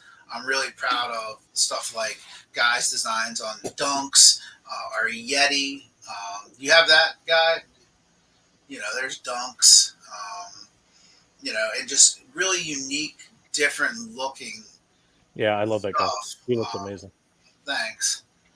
And so there was an apex predator 186 million years ago, basically kind of like a Knucklesaurus. And basically, I was like, oh, this thing's cool. And like, there's archives of what its skull was. And so I sent it to guys like, yeah, this has got to be, our aquatic kind of like villain. And we just, evolved him into, human-like. And, under that helmet, there's an actual face. And, yeah, there's a fish type character. So this one we got like right off the bat, right, Thomas? Yep. Thomas and I talk about some of the characters. Some of the characters I'll draw first. I don't know where to go, and then we add it. And Thomas says something, and I'll add and change. Some stuff I'll just design. Some stuff we'll talk about first, and then I'll come up with a design that I think works, and then we work on it from there. But we did a great job together. I think the thing about Thomas and I is you find someone who you work really well with and can sit and talk to about stuff and exchange ideas. That doesn't happen all the time. I've been designing since I was like 24 years old. So I'm 55. So I mean, I've been designing for my life, and I've worked with everybody. I work with everybody, anyone big. And when Thomas and I got together, we started talking, and Thomas had a company, a comic company called Azure Press, did some great stuff, but it was the way we clicked, which was the best thing. And if you can have agreements and disagreements and work through process and all that, and still be going, hey man, can't wait to see you and talk to you and work this stuff and create this stuff, then you have the right guy. You have the right partner. Thomas and I, we just meld great. Like Thomas had this made. This is a bust. Oh yeah, that's incredible. Yeah. See, this is Ominous Sir, and each one of these is a different deity, a demigod, and his head rotates to the different guy. And as it rotates, this symbol changes to each different guy, each different god. And we're going to eventually have a toy that does that. You push something on the back and his head rotates, and so does his symbol. And his voice is different. He is a different demigod talking. Now, sometimes these guys are usually not awake during that time. They're in like a stasis while the one takes over. But every once in a while, they can talk amongst each other. I'm loving it. I really am loving the idea. And for me, for me, for me, I was very excited about what was coming. And again, for me, we were talking about it earlier. This is like, there's so many properties out there that have been rehashed and reused over and over again, and I just really love the entrepreneurial spirit that you guys are bringing into this. So yeah, guys, very, very exciting. So we have a character Slosh. Do you think you could pull him up? Because I think he's a pretty unique design, this guy here. And so when we're trying to figure out how, or I am story-wise trying to figure out how these species, evolved, these hominids. I was talking about the cave, and those were the Nadali. The Nadali were chimpanzee-style humanoids that basically tunneled 6.5 miles down. They buried their own. They had no natural predators there, right? They called them the Star Tribe because in the caves they literally painted the skies. They painted stars and stuff on the ceiling, which is considered. It still stuns like archaeologists trying to figure it all out. But so I was like, well, if they tunnel so deep and they keep tunneling so deep and they're in darkness, they're going to start to lose their human form. They're not going to need eyes anymore. They're going to be breathing in toxins. They're going to be, as farther down they go, the more exposure they have stuff. So over time, it's just evolved them into like almost an ooze type monster or creature. And if you like zoom in, you can see like things growing on them and different. We're gonna have a lot of fun with them. And, yeah, I'm very excited for the project, and talk us through a little bit about what people can expect, and of course what the tiers are, and what you guys are hoping to achieve for the future.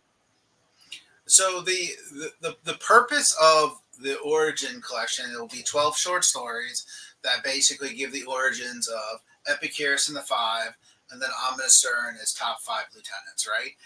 And the stories will basically show a main hero basically getting recruited by Epicurus to come journeying to the Lost Lands and to pull everybody together. And then on the flip side, it will be Ominous Sir on how he recruited some of these characters to serve him. And the idea is that eventually when we make toys, obviously big fans of He-Man and growing up, and Guy is too, we thought some type of origin comic would be great to come with a toy. You know, something that's 6 to 8 pages, not a whole lot of detail, expanded so the kids can get exposed to comics, because comics is a love. Yeah, there's Slosh fighting Rockstar, and then Dunks and Fusion going at it on those 2 pages. And so the collection will basically be those stories, and then more about the world, and a little bit of a prelude to, you know, an ongoing comic book series. As we want to do toys, you know, doing a lot of sculpting and 3D modeling and stuff like that, we just started printing them out. A buddy of mine did it kind of on a whim and printed some like 50 millimeter figures, and then printed some larger ones, and we were just impressed like how well they were coming out, and we could just do more with it. So when you get the trade, you're going to get, you know, depending on your tier, you're going to get a pick of one of the figures to come with it, or statues, whatever you want to call it. And then eventually we'll have all different versions, painted, non-painted. And all that is just building up to a toy line, which is our ultimate goal, is to have, you know, articulate, fun toys for kids to play with, and kids of all ages to collect as well too. So yeah, I'm very excited about in particular, I'm very excited about the higher tiers. Obviously, if you start with a $5 donation, you can pick up the Lost Landers stickers pack, which is 5 stickers, set of Lost Landers trading cards as well. Sorry, it's a decision between either the stickers or the trading cards.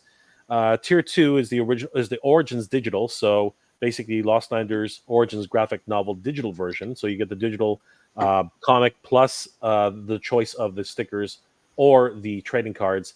And then, of course, if you go to $30, you get the choice of Heroes or Villains Lost Landers cover. So you get a choice of either of those 2 covers we saw earlier.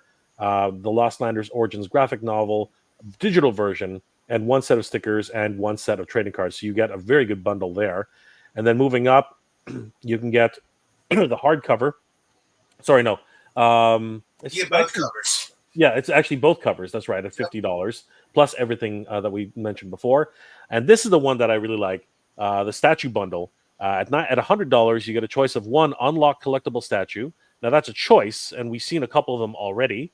So you get a choice of 1 of those statues, plus the Heroes Lost Lander cover, the graphic novel, both of the covers, the digital version, and of course the trading cards and the stickers.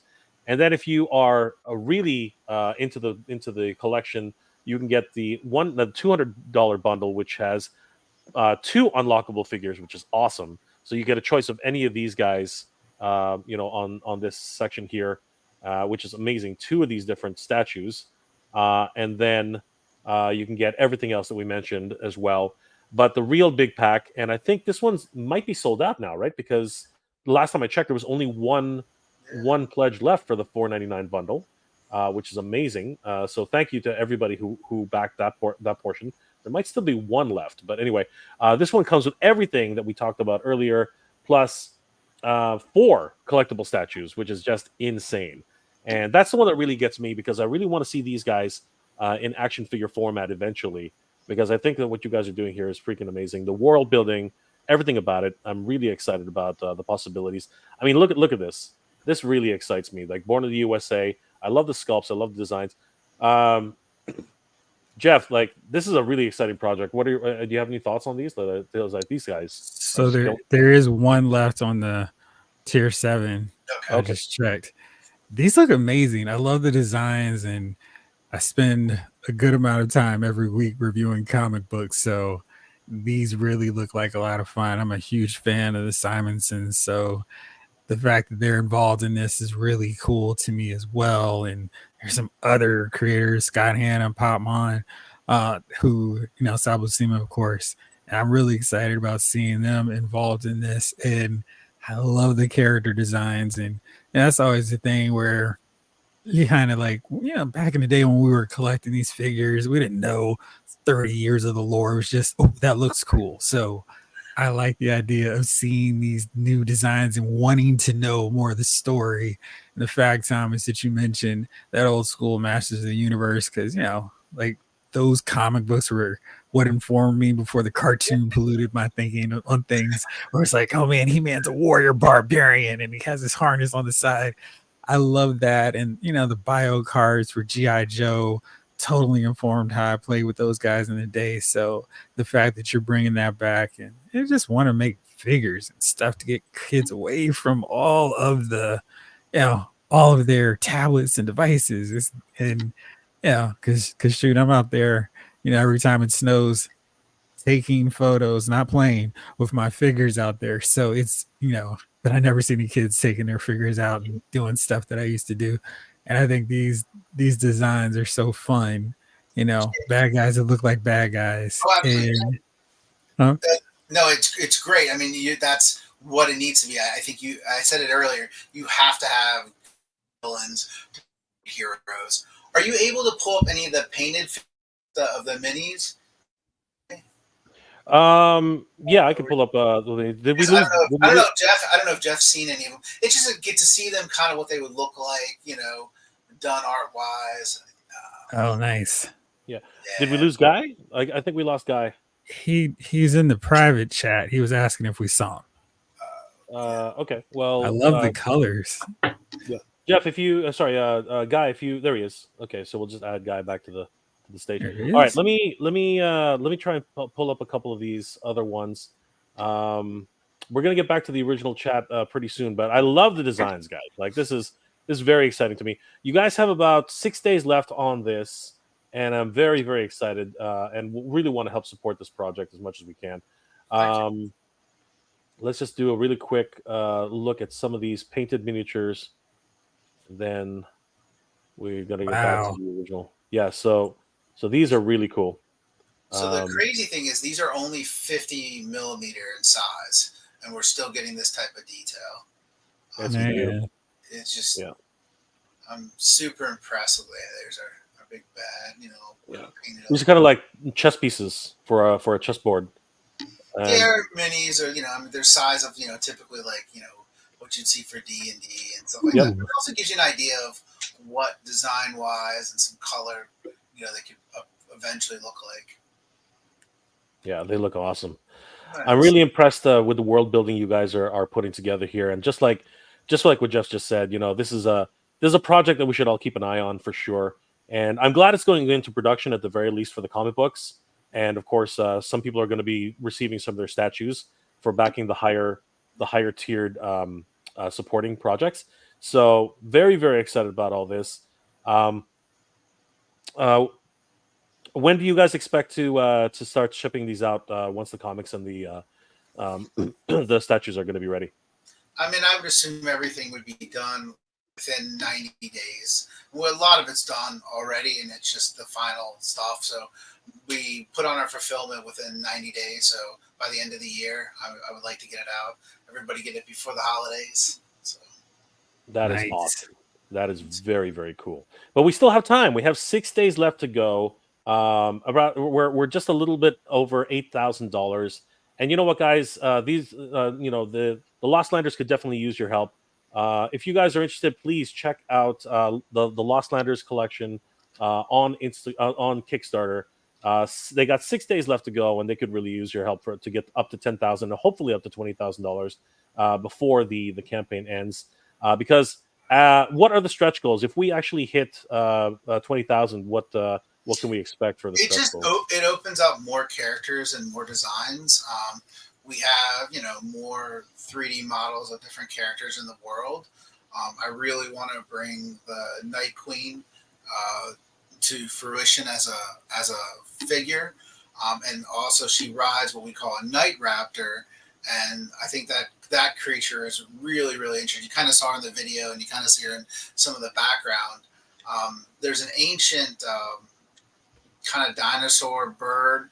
It resembles half of a raven with a dinosaur head, but it had 4 wings, and they called it Microraptor because it was pretty small, bird-like. And so we're like, we're going to make that thing large enough for people to ride on it, because it's just going to be cool.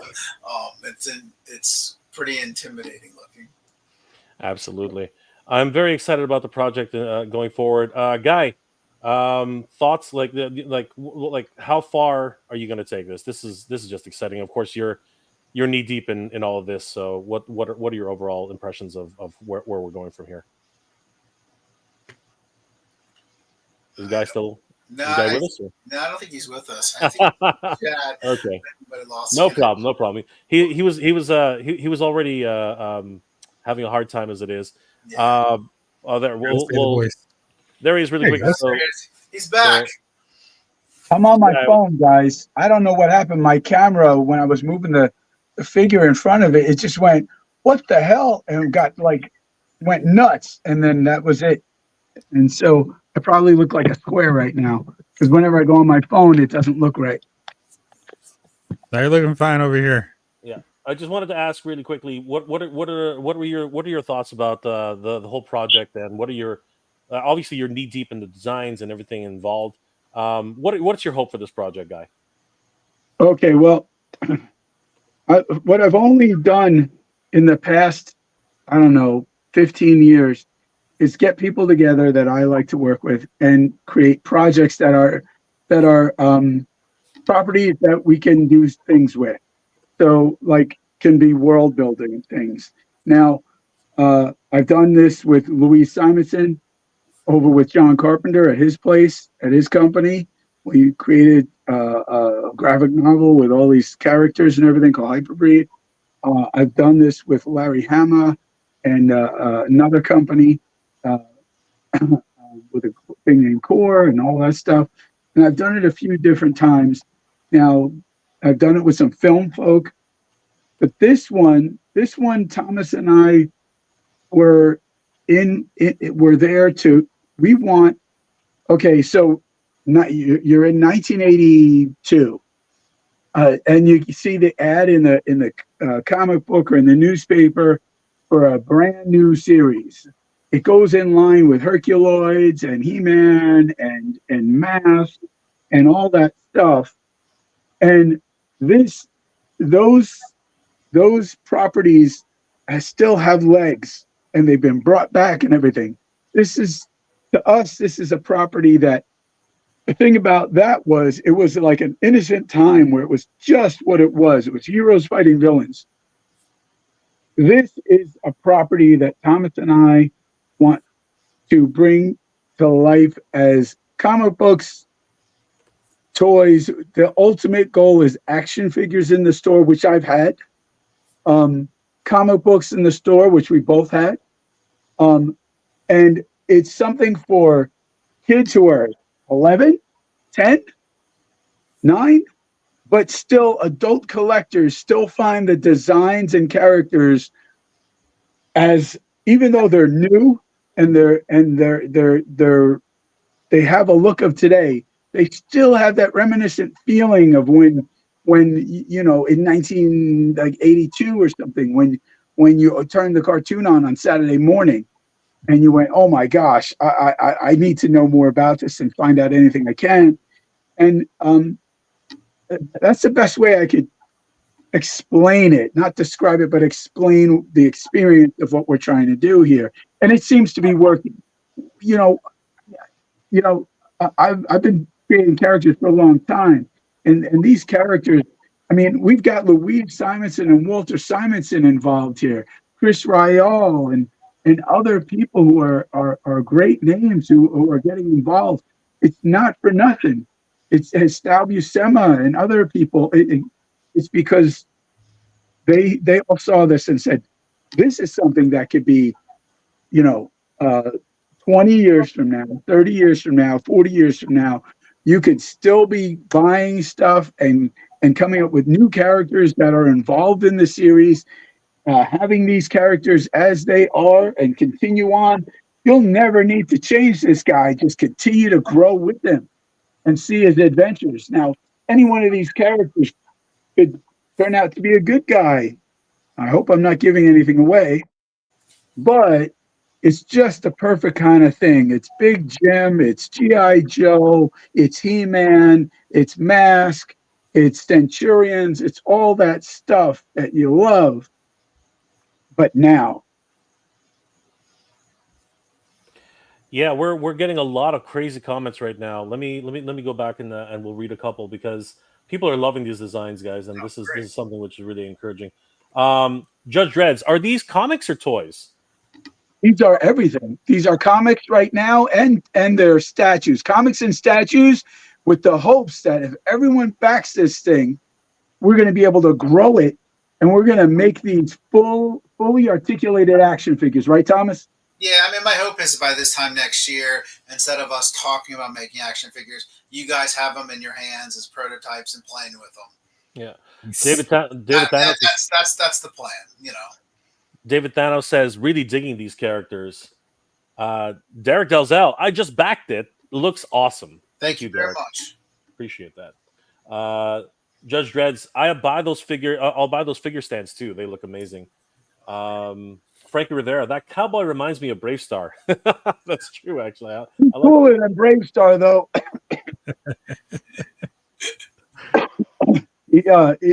I sort of designed him around my brother-in-law from Mexico.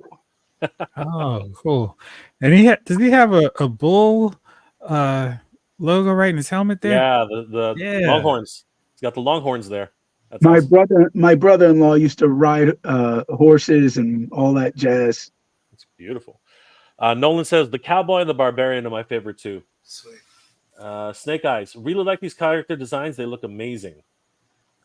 Judge Dredd really loves this. They look pretty cool. I love collecting monsters. That's my style. Three-headed goons is cool. Wow, a Sasquatch. And David Thomas says, "Oh man, I'm gonna have to make some room for these figures." Thank you, David. So let me talk about our that's Sasquatch. Let's talk about our Yeti here, right? And so early on, we knew we were going to deal with Pantagonian giants and gigantic Pithecis, the great ape and stuff like that. And so we worked on probably half a dozen different designs, and they just literally weren't coming out original to me and to Guy as well. And I was like, look, I sent us an image of some giants and with 4 arms and stuff like that. I said, look, we're going to give our Yeti, a Sasquatch, Bigfoot, whatever you want to call it, we're going to give him 4 arms. We're going to put on his shoulder pads are basically glyptodon shells, and he uses that to thinking about like fighting styles, like he's using that to defend. He's going to swing this giant cleaver with his lower arms, and just this really kind of cool, unique design. And so I pitched these crazy concepts to Guy, and literally just pumped back a piece of art that literally looks like that we had made instantly. Like it just worked, man. It was so cool. And yeah, it was like I had some of the design. At first, he was just a Yeti, and then we started talking about it. And Thomas knows a lot about mythological characters and stuff like that. I don't know what you call that wizard stuff, but anyway, he knows all that stuff. But I came up with the different parts of it, but he didn't have the 4 arms. And what I did was like, there's little difference. There's certain things like how big should the knee thing be? What should the pauldron look like? Or and like how his face should be. These are like horns, even though they're ears. The skull necklace of the dead, different as he killed, he would save those. That was part of his tribe and how he would do it. The double-chested. This is actually like a double-chested, double-breasted fur that goes on from here and then on these shoulders and then also on these. So it's like when we put it all together, through different parts, like the Yeti wasn't coming together. And at first, when I designed him, he was like this, but he didn't have the pauldron, and he didn't have 4 arms. By the time Thomas and I got done talking, and Thomas sent me these other characters with multiple arms and this pauldron, he said, run it down the whole arm. See, that's how we work so well together.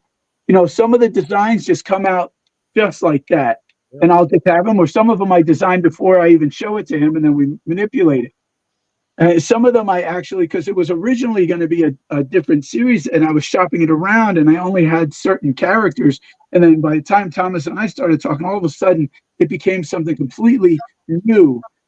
And this character is one of the most evolved characters between the two of us that really became one of the biggest, most popular ones for everyone. Wouldn't you say that, Thomas? Oh, absolutely. People love seeing it at the shows. I have a lot of stuff printed off in showcases in my different stores, and it's unique to find people, to find kids and adults find it organically in the stores and ask, "What is this? Well, what are you doing?" And it's pretty cool. It's a lot of fun. Judge Dredd says Fusion looks sort of like a Galactus, and that's really awesome. When I designed Fusion, the thought process of Fusion, that one was one of the ones that I had a couple of different designs first, and then we had to talk and develop it. That one was my love letter to Jack Kirby. I'm a huge Jack Kirby fan, ginormous Jack Kirby fan.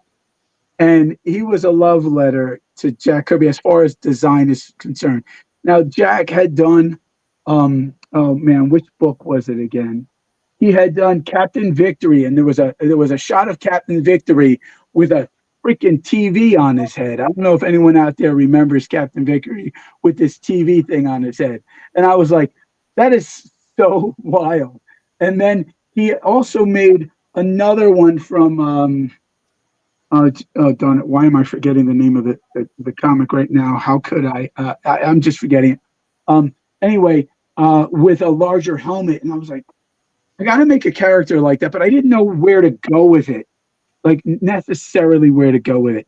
And that's when, Thomas came in with all these things and turned him into, he came up with a name from a person in history and things like that. I had known I wanted to do something with engineering, but then Thomas would go and he goes and he finds all this other engineering stuff and then goes, hey, how about this guy? How about this name? How about his? Yeah, go ahead, Thomas. So the character, Guy pitched this idea and the concept of obviously a Kirby, robots and big technology. And so everybody knows the phrase, the real McCoy, and that comes from an engineer called Elijah McCoy, who basically created a lubricant system for steam engines. So if you didn't have it back in that time period, you didn't have his engine and his system of it, you didn't have the real McCoy, and often those trains broke down and didn't work properly. So I got his last name McCoy from that, and then I have JL, which is Jabari Lamont, and so Jabari means righteous and courageous, and then Lamont means lawman or lawful, and so it just kind of fits for that character's personality. When I create a name and I try to create a character, I want meaning. I want all parts of it to matter, not just okay. Well, that sounded cool. I want a little bit more. So a little bit. There's more to find out, but yes. A lot of great comments from the chat. Nolan says the statue bundle is the one I'm going to do. Thank you, Nolan. That's awesome. If they make figures, I would totally buy some. Thank you, Judge Dreads. Derek Dalzell, the Fusion is a very toyetic looking character. I love it.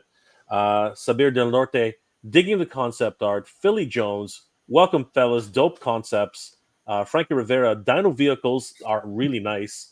I'm loving that three head sculpt character. From Frankie again. He actually has 4. Right, he has That's 4. incredible. Derek Dalzell, that green dude would make an awesome figure. Nolan says, hey, Guy. Hey, Thomas. How are you guys doing? David Thanos says, Colton looks like a Stallone from Cliffhanger. Awesome. About that, Colton, where is he? I don't know where I put him. Oh, he's over here. Colton is actually sort of based off this other guy. And you're looking at him. Oh, I see it. That's hilarious.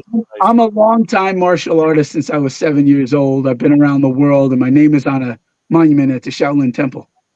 I've trained everywhere, and this guy is very similarly me. That's awesome. But you always put a little bit of yourself into your art anyway, though, guys. Well, actually, Thomas was the one who was who was kind of pushing that one because we were trying to figure out where to go with him. And so, you know, it was very much me. He's got snow boots on. It's having fun. 80s Transformers fan. Yeah, 80s Transformers fan. I missed out the 3 times item no longer in stock, and more than 2 for an exclusive is ridiculous. So I'm thinking he's asking for. he's asking for. Actually, is that for probably Cobra Commander. Yeah, I think that's Cobra Commander. Sorry, brother. But good to see you. Let's see the other comments that we had here. A couple of good ones too. Yeah, I'm all in for Omnius, 100%. So that's Frankie Rivera, Clint Jorgensen, Jeff. Your gut feeling on the Jeff. Your gut feeling on the Cowboys. Are they winning the Super Bowl since yesterday? No. My gut's still nauseous at the thought of the Cowboys winning the Super Bowl. Road Pig John. Are those 6-inch or 7-inch figures? They look really, really cool. So most of them are between 6 and 7. Ominous Sir and the Yeti are 9 inches. They're the 2 large. Do you have Ominous Sir there in the figure? They are the 2 largest, and when the toys come out, that is going to be the size of them. They're 7-inch. They're 7 inches and up.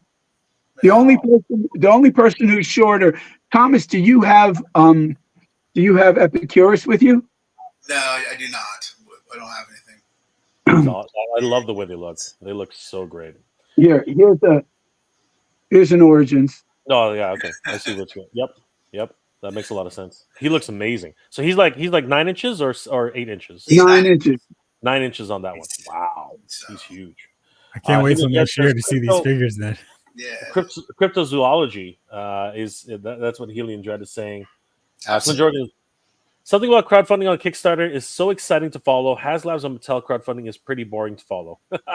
Thanks, Jim. Yeah, I heard that recently. But I got to tell you guys, there's something that you're going to want. This is one of the biggest reasons why you're going to want to be involved.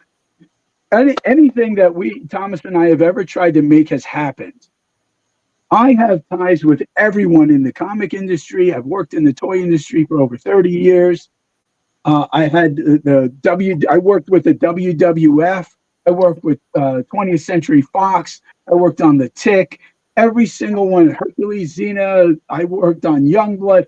All of it has come out. It's been on shelves everywhere, all over the world. You can buy stuff of mine in Disney World right now, everywhere you go. And the stuff is coming out. With the partner like Thomas, we have no intentions of doing anything less than that. And you're getting in at the beginning. Imagine being able to have the guys who created He-Man and Mattel over there going, hey, jump on our Kickstarter and get the prototypes now. Get our statues now. Soon there'll be action figures. You would have jumped at the chance to get those statues. You would have jumped at the chance to get those comics. And now that's what this will be. I guarantee you all, that's what this will be. So you want to jump in now. And help it get to as much as share the link. Thomas, do you have the code, the QR code to put up on the screen? I have it somewhere. But sorry guys, I lasted a little while without coughing.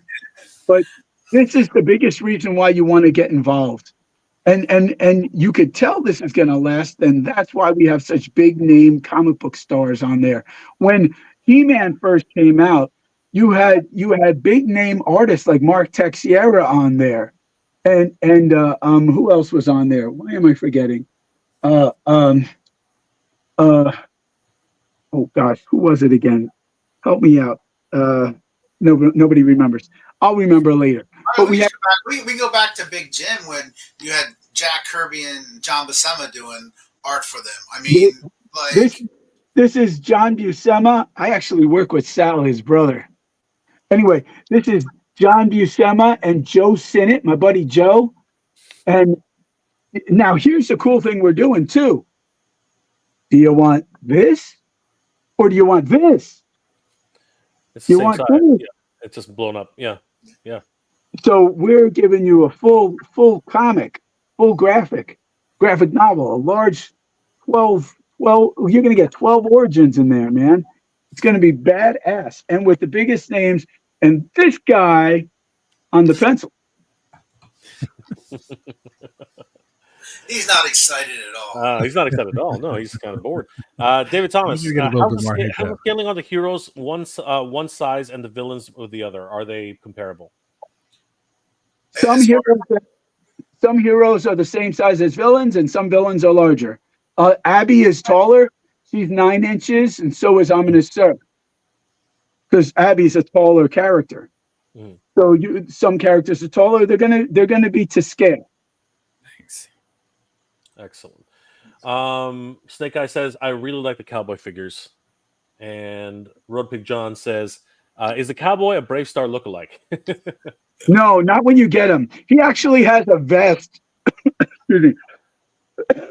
He just has a cowboy outfit on, like a rodeo guy, a rodeo cowboy's outfit. Nothing. He has snakeskin boots that I gave him. They're diamondback snakeskin boots, not like the cowboy dude, whatever you called it from the old cartoon. He is a cowboy, so he has to have cowboy guns and holster, of course. But his vest is actually a protective vest. That's a protective vest, just like the cowboys wear when they bull ride.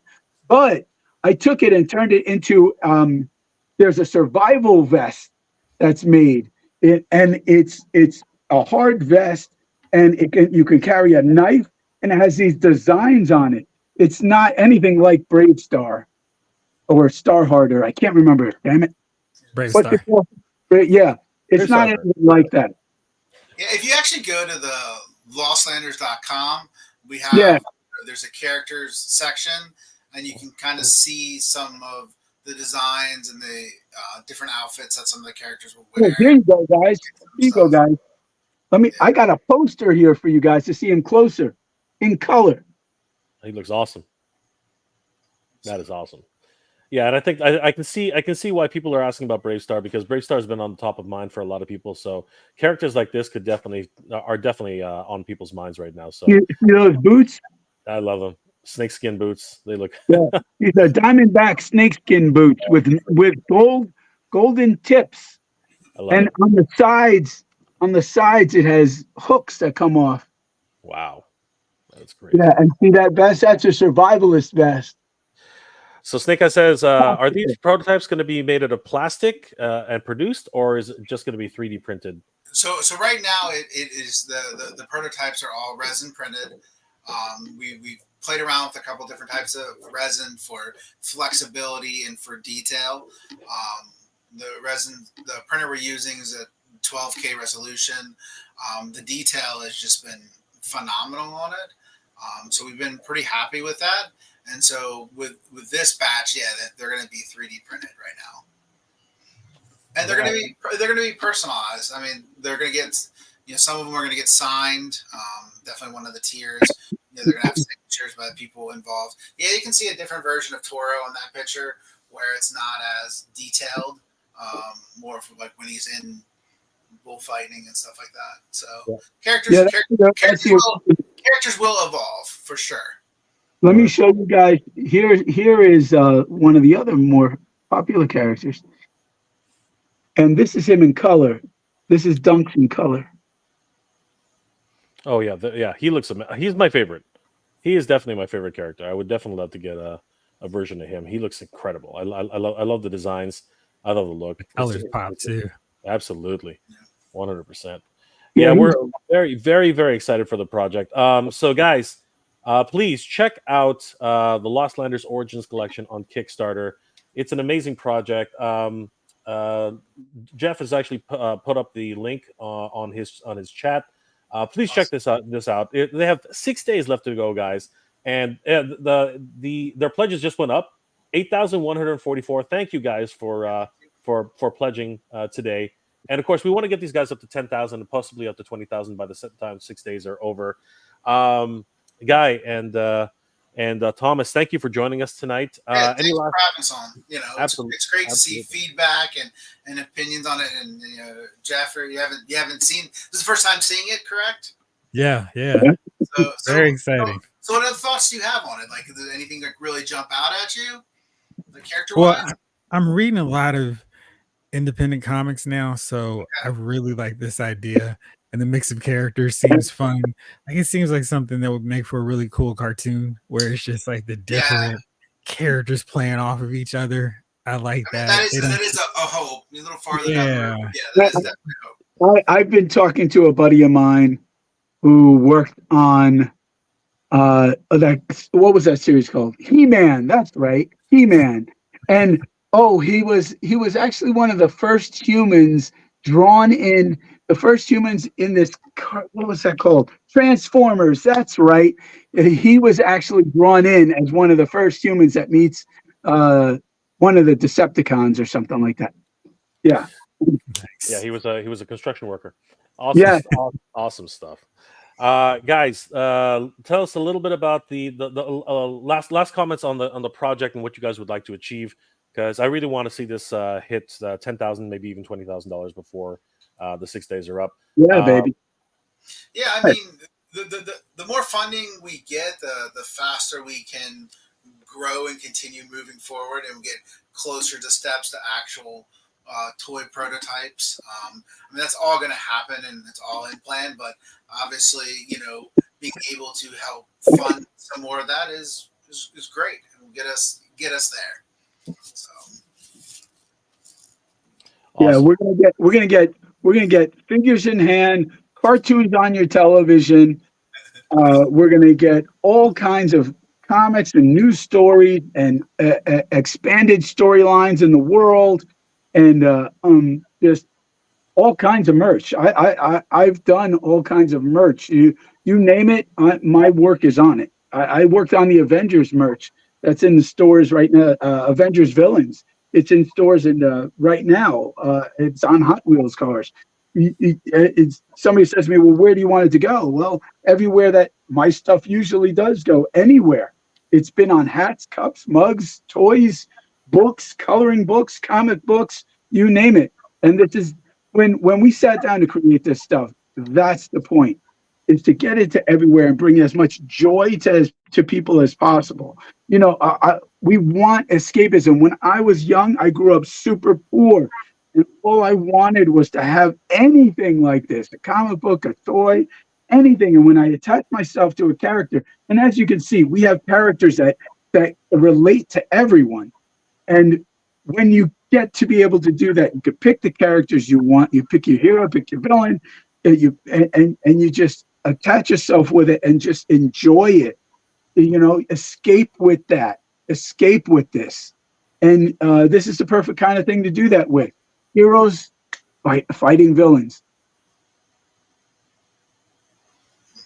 Amazing. Thank you guys for being here tonight. I really appreciate it. And of course, best of luck with the project. Guy, please, take care of yourself. You sound like you're about to keel over. So I don't want to keep you guys any longer. But again, thank you for spending some time with us, guys. Congratulations on the project. I know it's going to be a huge success. But guys, please don't forget, check out the project. Just look at these amazing animatics, and this is going to be a really exciting project. We just talked about animation, and maybe it might be a cartoon, but these guys need all the help they can get. They are 8,144, which did rise actually. So thank you guys for backing the project here tonight.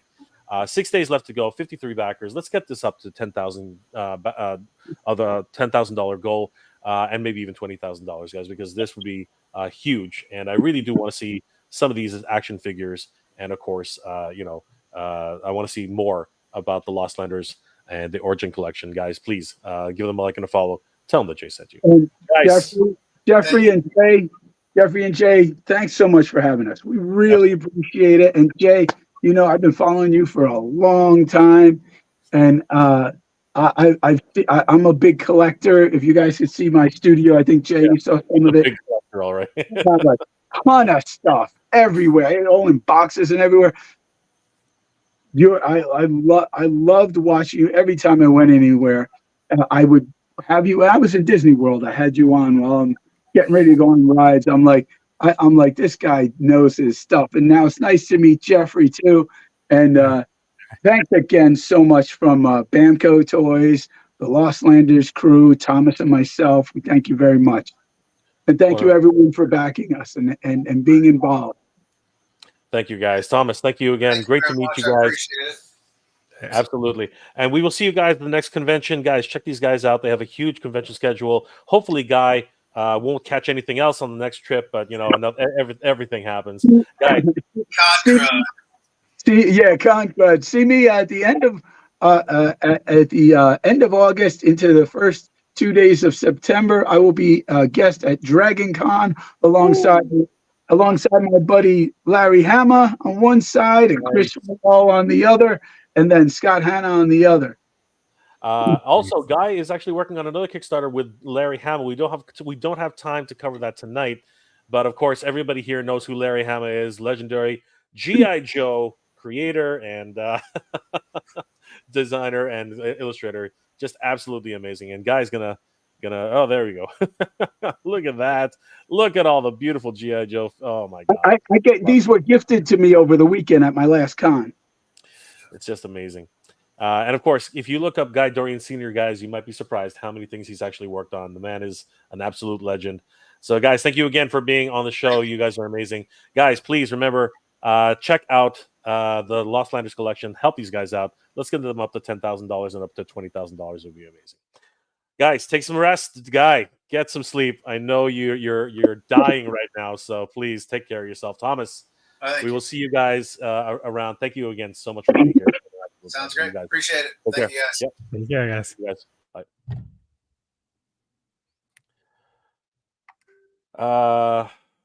Take it easy, guy. Huh? Yeah, no. sorry. Take it easy, guy. We'll talk to you soon. So Jeff, I'm excited about that project. That project is absolutely super amazing. Cool.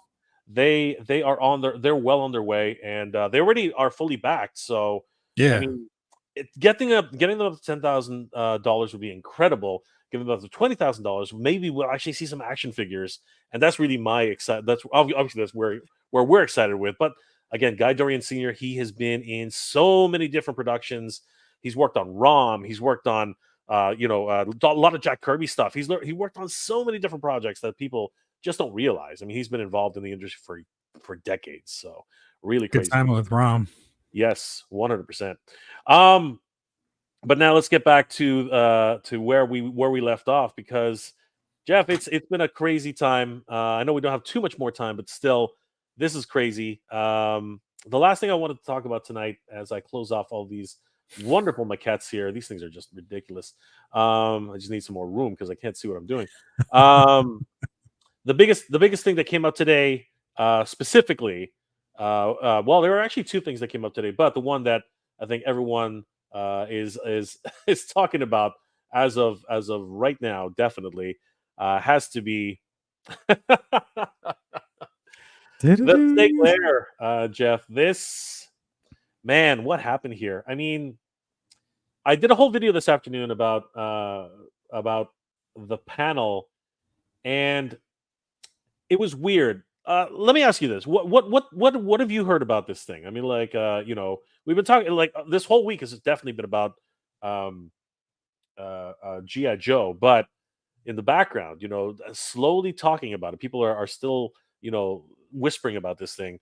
What have you heard about the Snake Lair and what's been happening with it, Joe? Not much at all. But I mean, looking at this beast of a playset, I mean, it seems like something that Cobra Commander would just hang out anyway. Exactly. Well, Cobra Lair. There's the thing about that, right? So one of the biggest things about the Snake Lair that I think got people all riled up is the concept art is very different from the actual. Right. Because the concept art definitely looked like something else. I'll bring it up in a second. Oh, good. I was glad you have that. Yeah, because let me just bring it up. Manuel Eduardo Caritas. So the great thing about this, I mean, people were very excited apparently because this is the fans' choice, right? Mhm. So according to, and there's the other thing. There is a bit of a controversy going on with there, because a lot of people did actually once the fan vote came up. I'll be honest with you, the choices were interesting, and I'm not gonna beat around the bush on this one. I did not back this. I did not vote for this, and the main reason I didn't vote for this is because well, Well, to be perfectly honest with you, I wasn't as jazzed about it as I have been about other projects that were on the card, right? And I make no bones about that. I was not overly excited about the project itself. But once the project was announced and it was said that this is going to be the fans' choice, I accepted it. I did. But, and this is the key, what I accepted, what I was expecting, was this. So I was expecting this, because this is actually what the prototype and what was on the fans' choice card. This is what it looks like, right? And what we got is this. A little bit different. Totally. Like, totally different. I mean, this one actually does look like Cobra. You know what I mean? Like when I saw this, I was like, oh my god, that looks like the Cobra symbol. That is what I would expect for the Cobra symbol. I wonder if the lawyers got too more like no, guys. I know that might not have been gonna the case, right? That might have been the case. Now, it's my understanding that this is actually the original design by Axel Jimenez, who designed many of the classics characters from Master Universe Classics. So I think a lot of people had already seen, hints of this, and it was already much, discussed, and a lot of people were expecting it.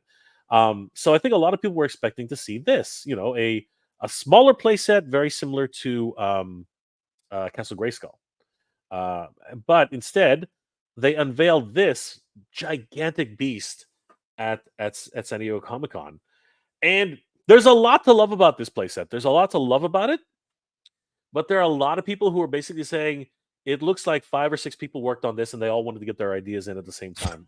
Like, there's a lot going on here. You know what I mean, Jeff? Like, there is a lot going on with this playset. I mean, I think it was Ken from Retro Toy Escapades.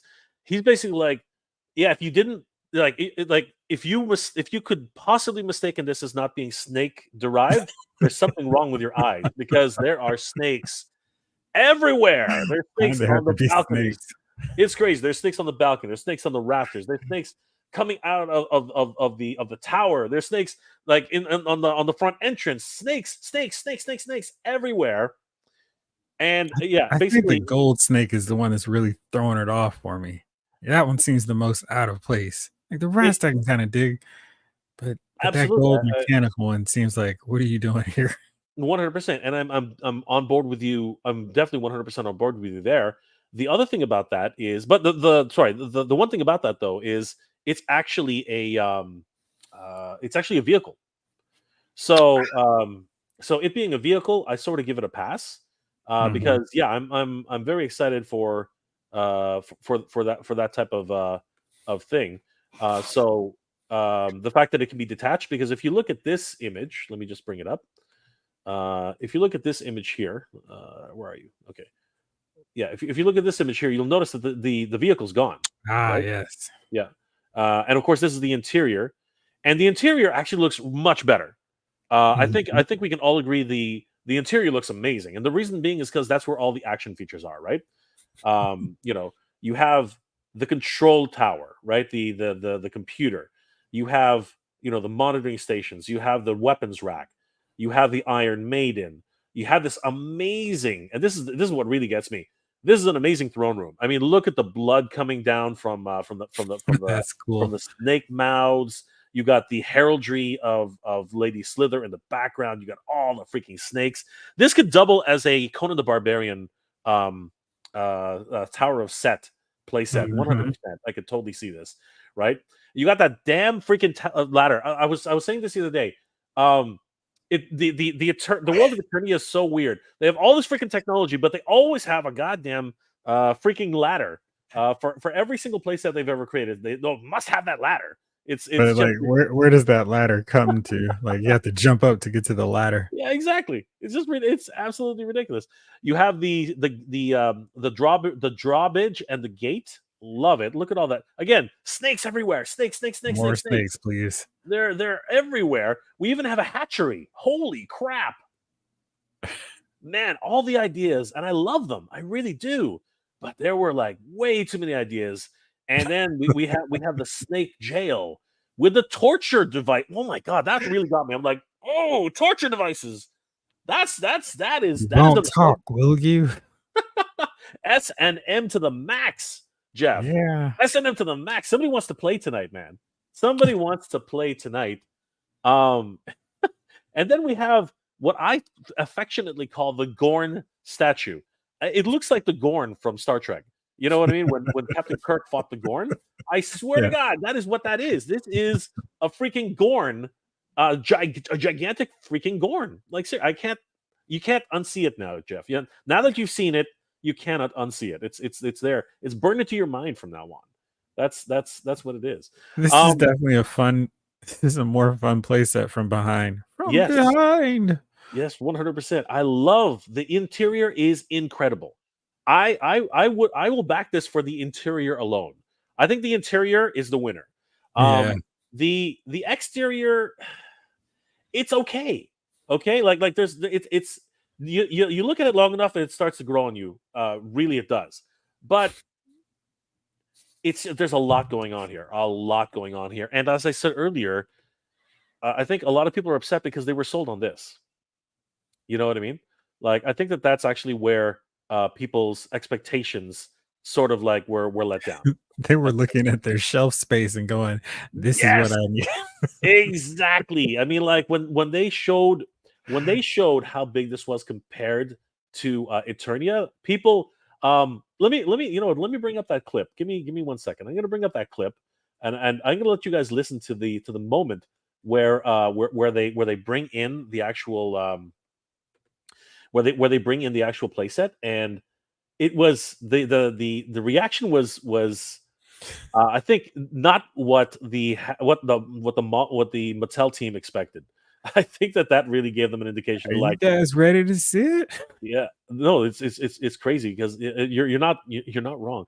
Because honestly, I think they were expecting a very different reaction, and it didn't quite hit the mark for what they were expecting. And I think that's actually why in a lot of ways it kind of set up the whole situation. So let me bring this up, guys. Are you kidding me? Don't tell me that. Oh my god, that's so stupid. This thing just told me that it's H.265 is not supported. You son of a. All right, give me a second here. I'm gonna have to do something creative here. No, I know what to do. So give me a second. I know what to do. So where is it here? Snake Lair output. Yeah, I'm gonna show you guys the exact moment that it happened. This is an interesting one. Let me show you what happened here, guys. This is crazy. So check this out. So we're just going to fast forward this a little bit. And so check this out right here. Watch this. Mechanical snake though, man. Holy. Oh my God. I'm overwhelmed. But I think, and I'll just show it to you now, people realized that this thing was going to be massive as well. And just listen to the reaction of the crowd once they saw how big this thing was compared to Eternia. We have a couple pre-orders to announce that are going to be going live, or just more rattle track. Oh, the import data. All right. Ooh, wow. Holy crap. Oh my God. That's crazy. That is huge. Those are a lot of pins dropping. This thing. Yeah, but did you hear my last comment? Where the hell am I going to put? I mean, look at the size. Like, that's Eternia. That's Eternia, and look at the Snake Lair. Arguably it's bigger, or wider. Arguably it's wider. You know what I mean? I definitely think it's wider. It is arguably wider than Eternia. Like, that is insane. They don't have Grayskull to the right of Eternia. No, that's Grayskull Tower. That's Grayskull Tower. That's just the tower. Yeah, that's so when they get to a Grayskull, they're gonna need a bigger table. There's no, like, putting all these sets together is impossible. It's literally impossible. It's falling off the table. If you look carefully, it's actually falling off parts. The table. Yeah, both of them. Yeah, both sections are actually not on the table right now. It's ridiculous. And I think that's really when, and as you said, you said it yourself. It was a pin drop moment. You could you could hear a pin drop in that room. And I think that's really where the team at Mattel was like, okay, that's not what we were expecting. This is not what we were. As a matter of fact, you know what? Let's go back a little bit on that video and listen to the reaction when it was actually unveiled. Check this out. San Diego Comic-Con. First, the Give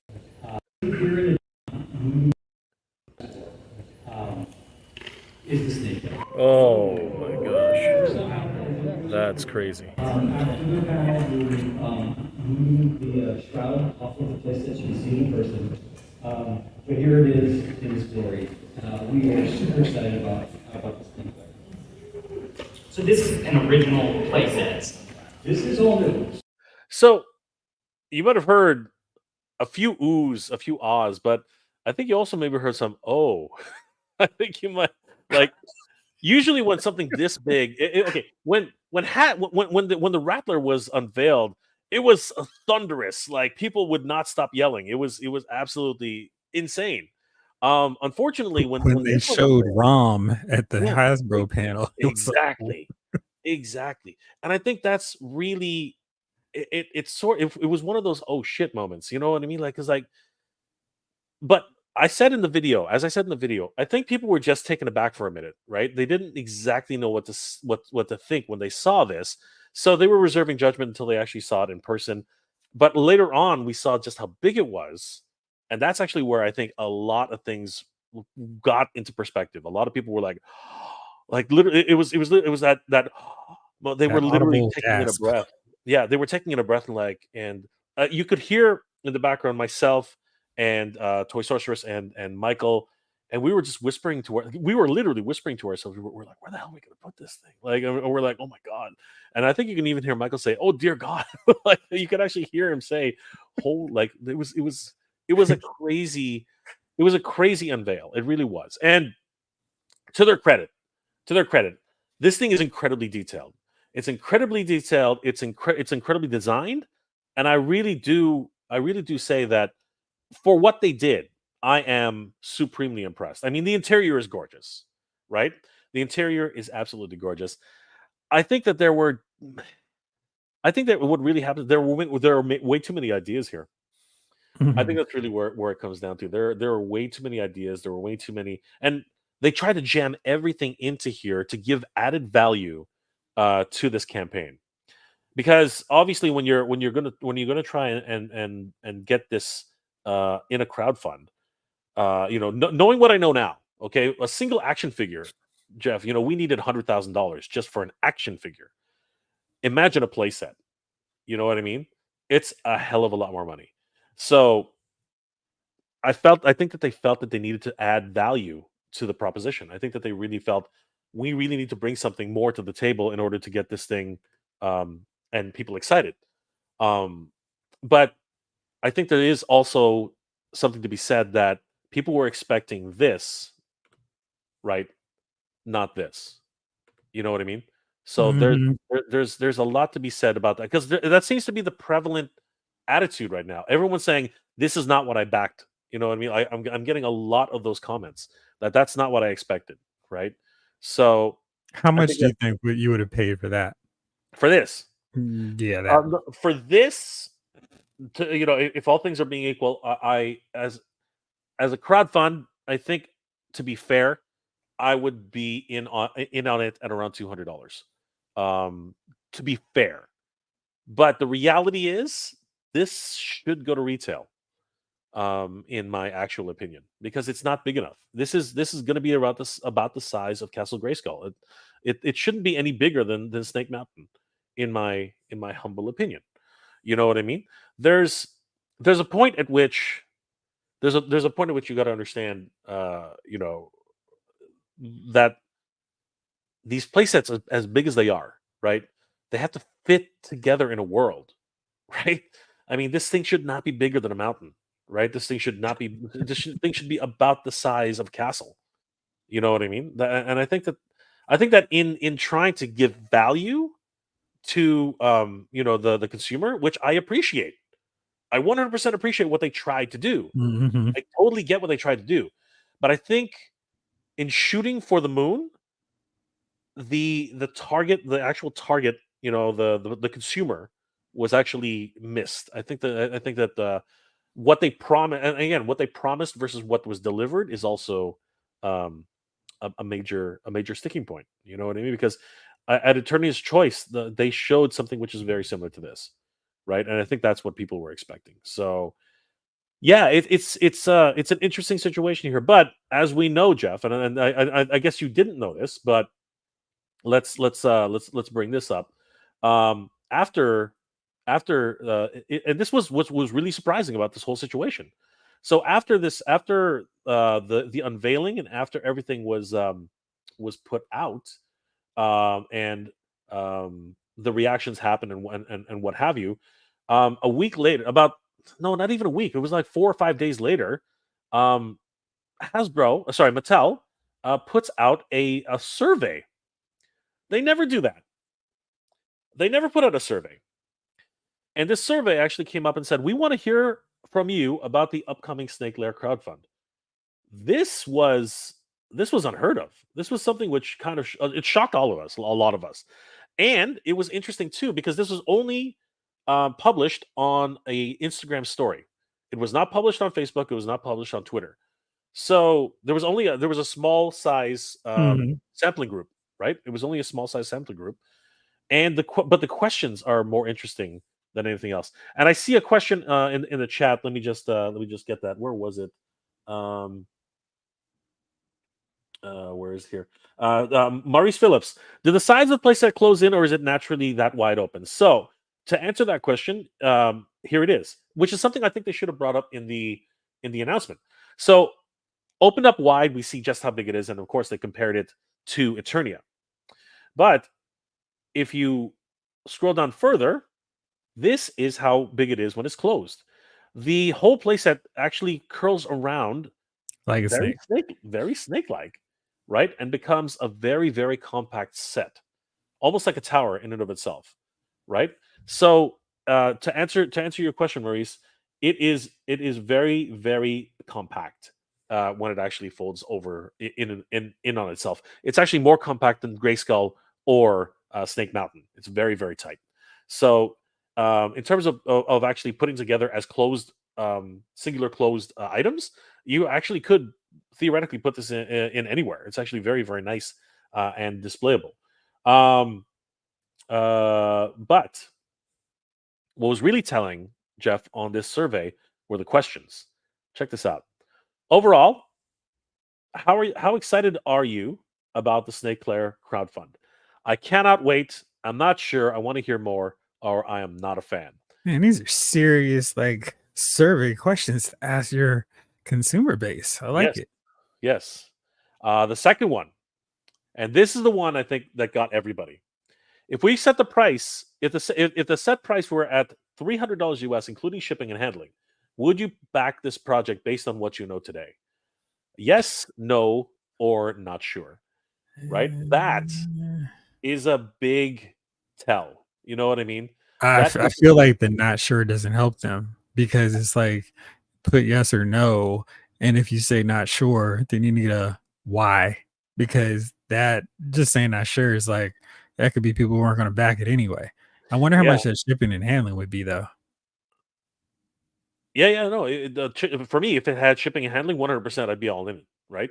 But I think they were looking for small. Like again, the sample size is kind of small, so I think they really wanted to find out what people were thinking around that same time. But you're right, there should be a follow up question with that, 100%.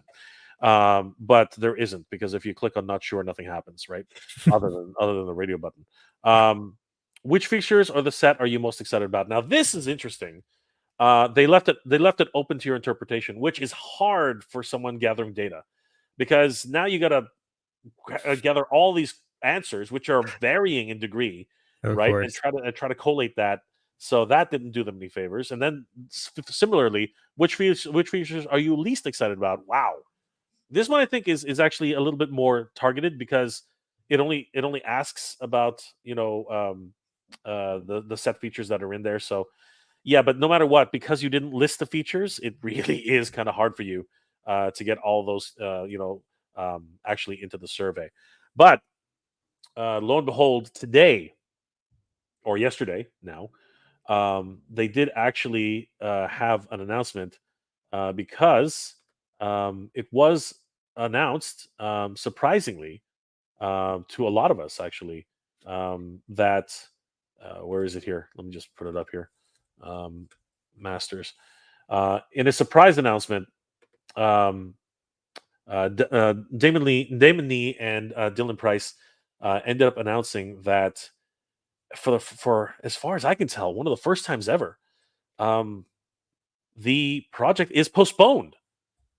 This was supposed to launch on August 12th, in a few Wow, days. next week. Hell Yeah. yeah. And they postponed it. And they said specifically that we want to make this right. We want the fans to love this project. And oh my God, Jeff, I have never seen anything like this in all in at least not to this degree, where they actually halt a project and say, no, we know you're not satisfied. We want to make this right. You guys are the ones we're listening to. Holy shit. Okay, That Jeffrey, I'm gonna go ahead and say holy shit. that feels like a huge win. That's- And I mean, we're seeing all this stuff.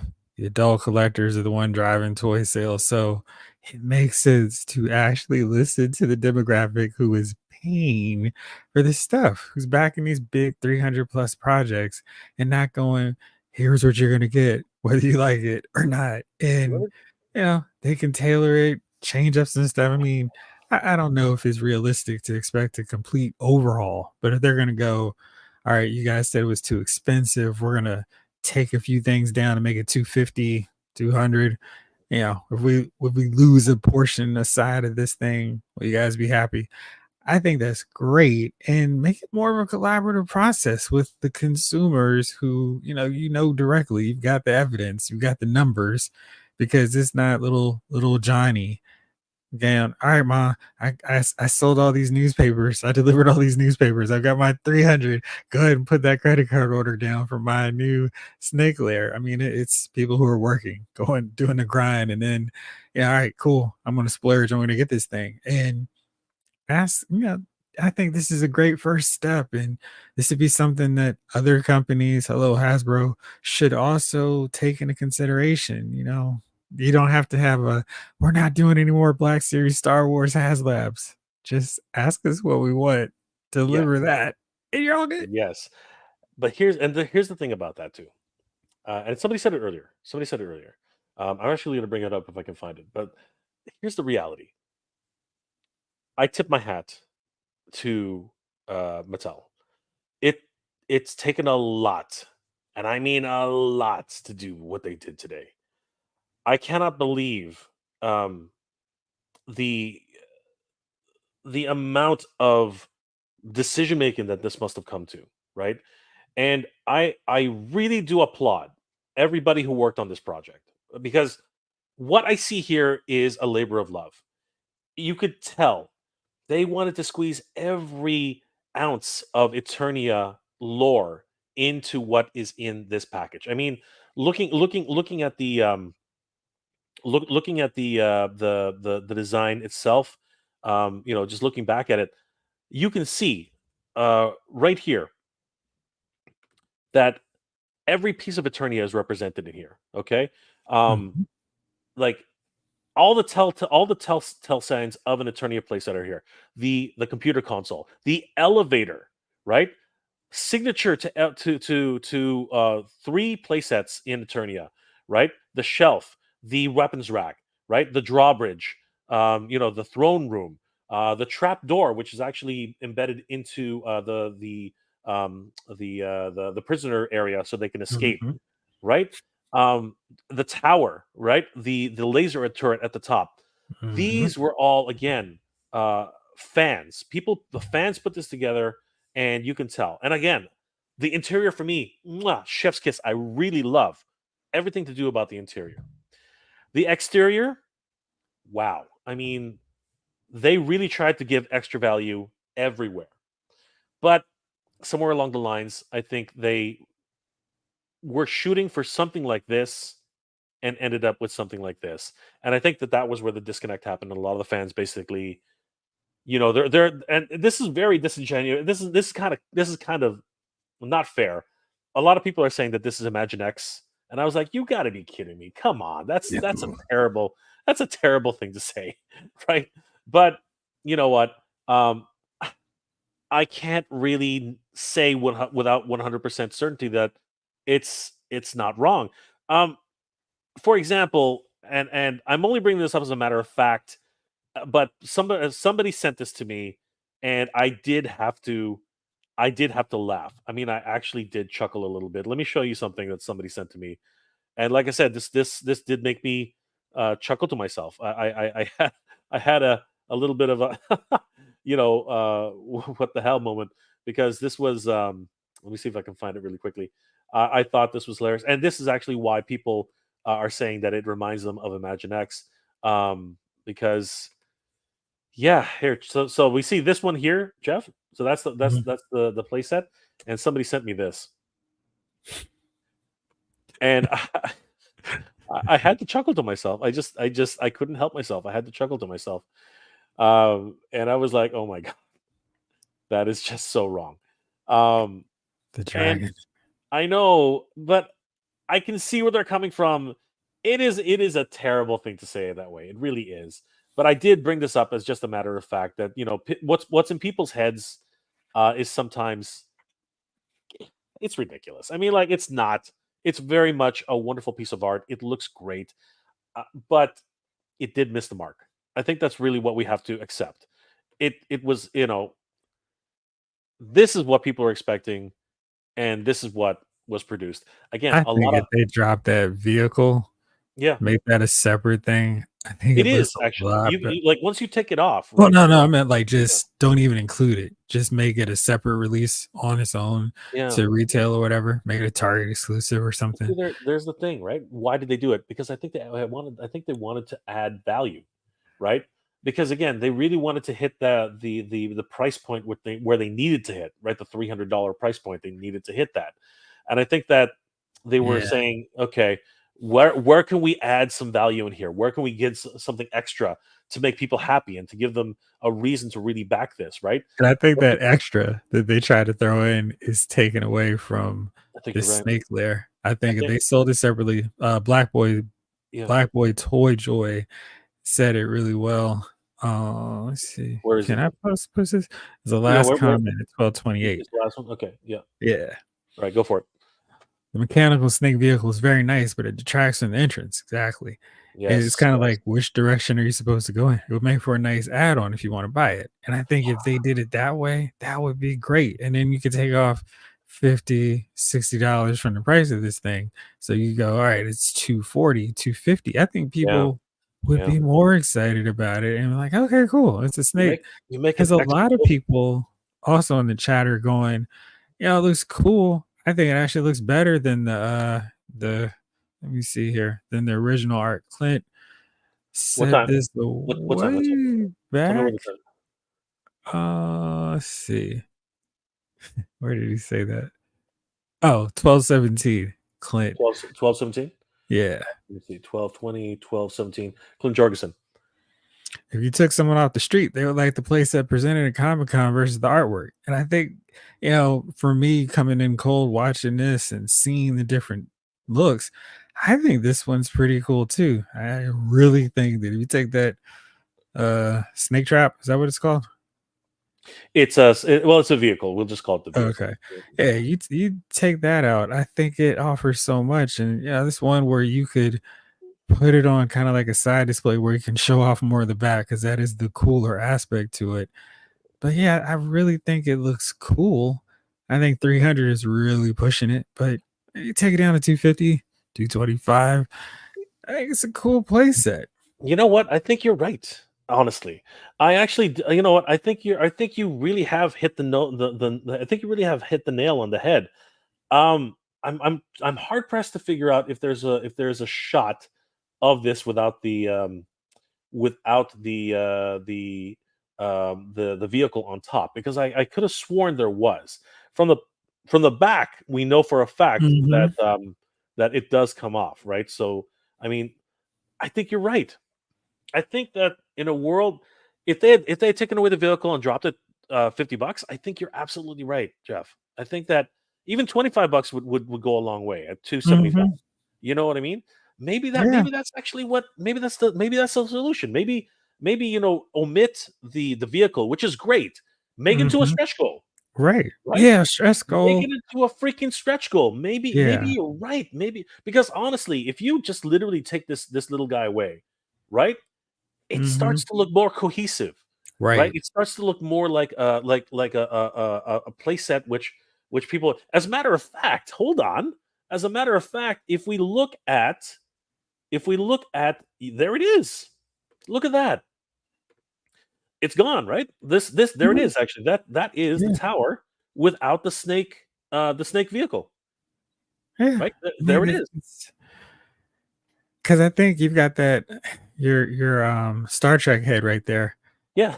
And The when Gorn, you yeah. have it open fully, it's kind of got this descending thing where you got this tower here, and then you got the main head here, and you got the little snake one there.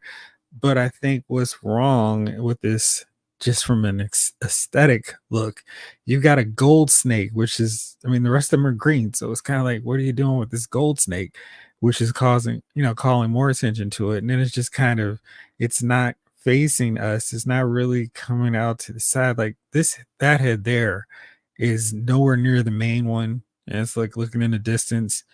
And the gold one from the vehicle is just kind of sprawled all over. It's just like, even if it was coming, over that right tower or the left tower, I think it would look better. But it's just the way they have it kind of thrown on there makes it feel like, all right, guys, let's throw in something else to add some value. But in this case, it really detracts from the value, and then kind of messes up the whole presentation for it. Yeah, you know what? And I don't think we're alone because if you look at um, this image from TFW 2005, um, one of the things they made mention is they're really highlighting uh, what the heck is going on here. I'm not opening up the right one. What's going on? Hold on. Sorry, just looking at this now. Yeah, right here. Oh, it is the same. Okay, so let me bring this one up really quick. Um, this was on a thread on TFW 2005, and somebody's actually gone to the trouble of showcasing what they feel is the major problem. So here's the actual prototype. I'm sorry, this was what was on That's what they showed. Okay, Eternia's right. Choice. Yeah, exactly. Mhm. This was what was offered, right? Apparently, right? This is what was offered, and obviously, this is what we got, right? But if you look carefully, scrolling down, look what they've highlighted.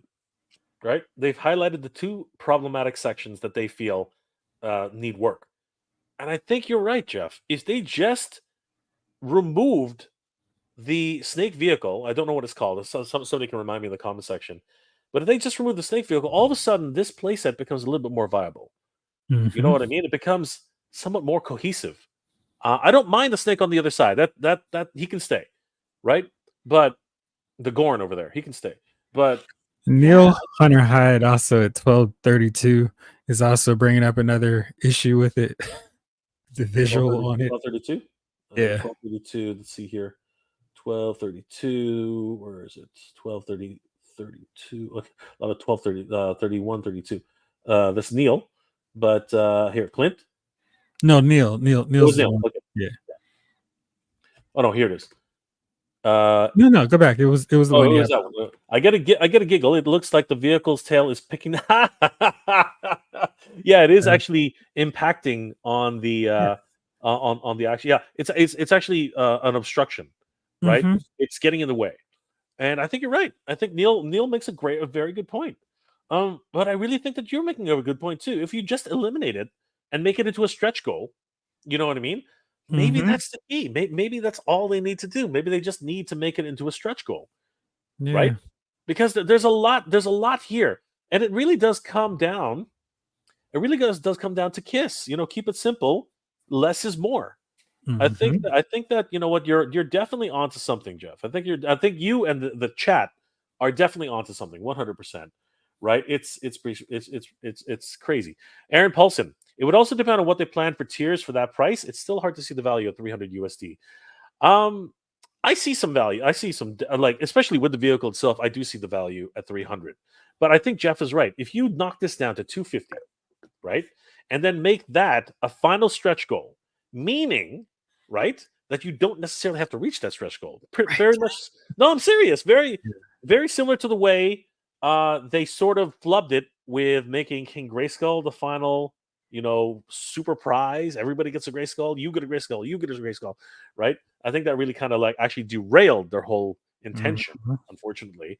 But I think with this, put it at the end. That way, if you don't reach it, this is a beautiful strategy. Put it at the end. That way, if you don't reach it, you don't have to pay for the tooling of it. You know what I mean? You can just go ahead and pay for the $250 price tag for the tooling there. I think you know what? Everybody here, thank you, everybody. Thank you, Jeff. I think you guys have cracked the code. I think that might be something which a lot of people, I am going to try and find out if they have a picture of this without the snake on it, because I think it actually would look pretty damn cool. Because I have seen it in person, and I really did like it. But there was something bugging me about it, like you said, Jeff. There was something bugging me about it, and it really came down to the idea that there's just too many things and too many ideas, and they really crammed everything in there, which is great for added value. But at the same time, it doesn't always translate into, visually anyway, something that people want.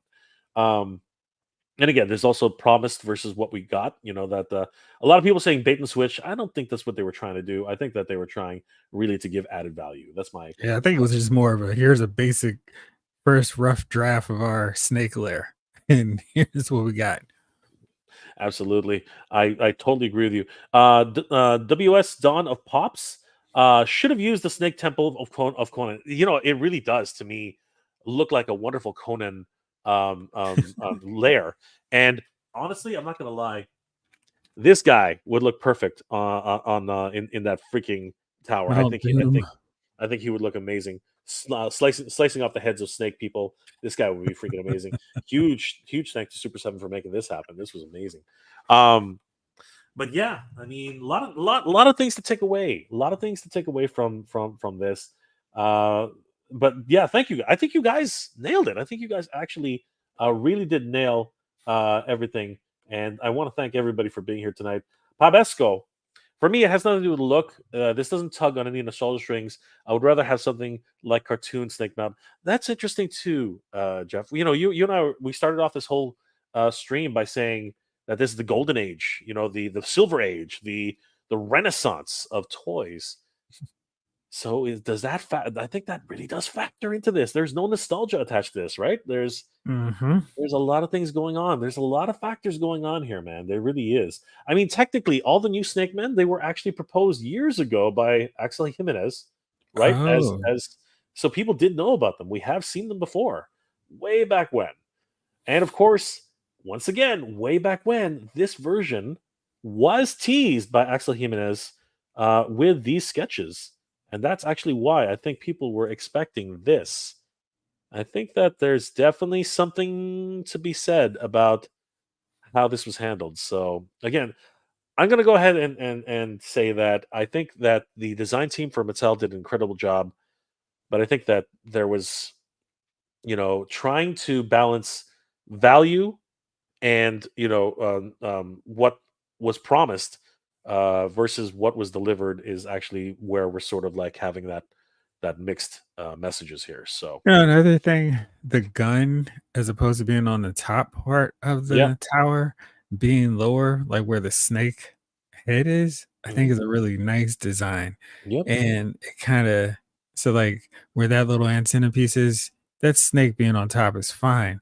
But I think it's really just another gun in the main section. But I think it really looks good right in the middle there.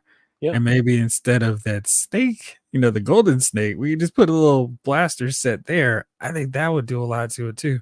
Yeah. And the thing is that you called it an antenna, but it's actually stirrups. It's actually a the prisoner's okay.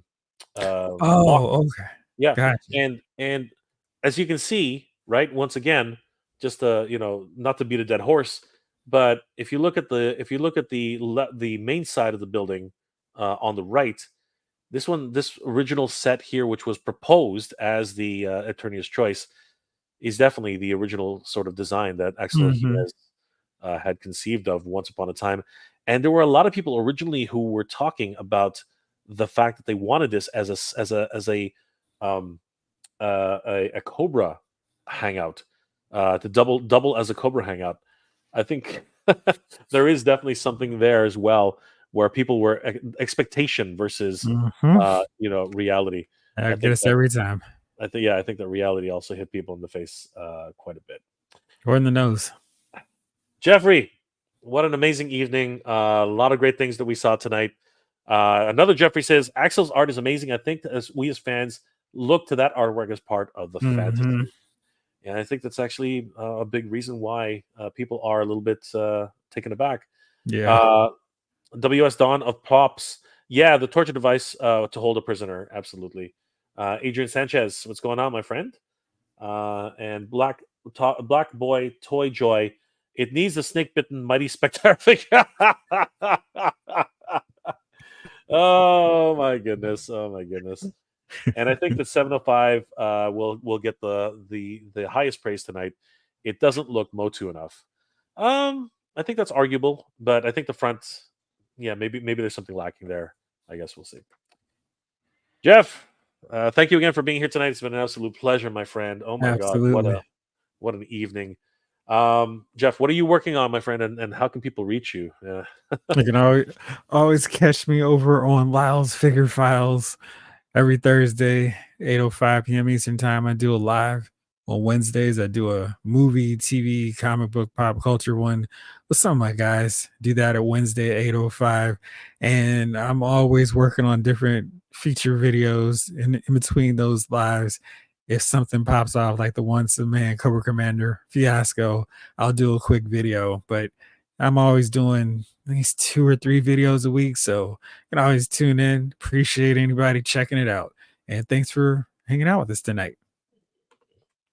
Thank you, Jeff. It's been an absolute pleasure. Adam Fisher, I bet Jeff's real house looks like a snake mountain. My dad hates snakes, so no. Release the Snake Lair, says Ryan Wimmer.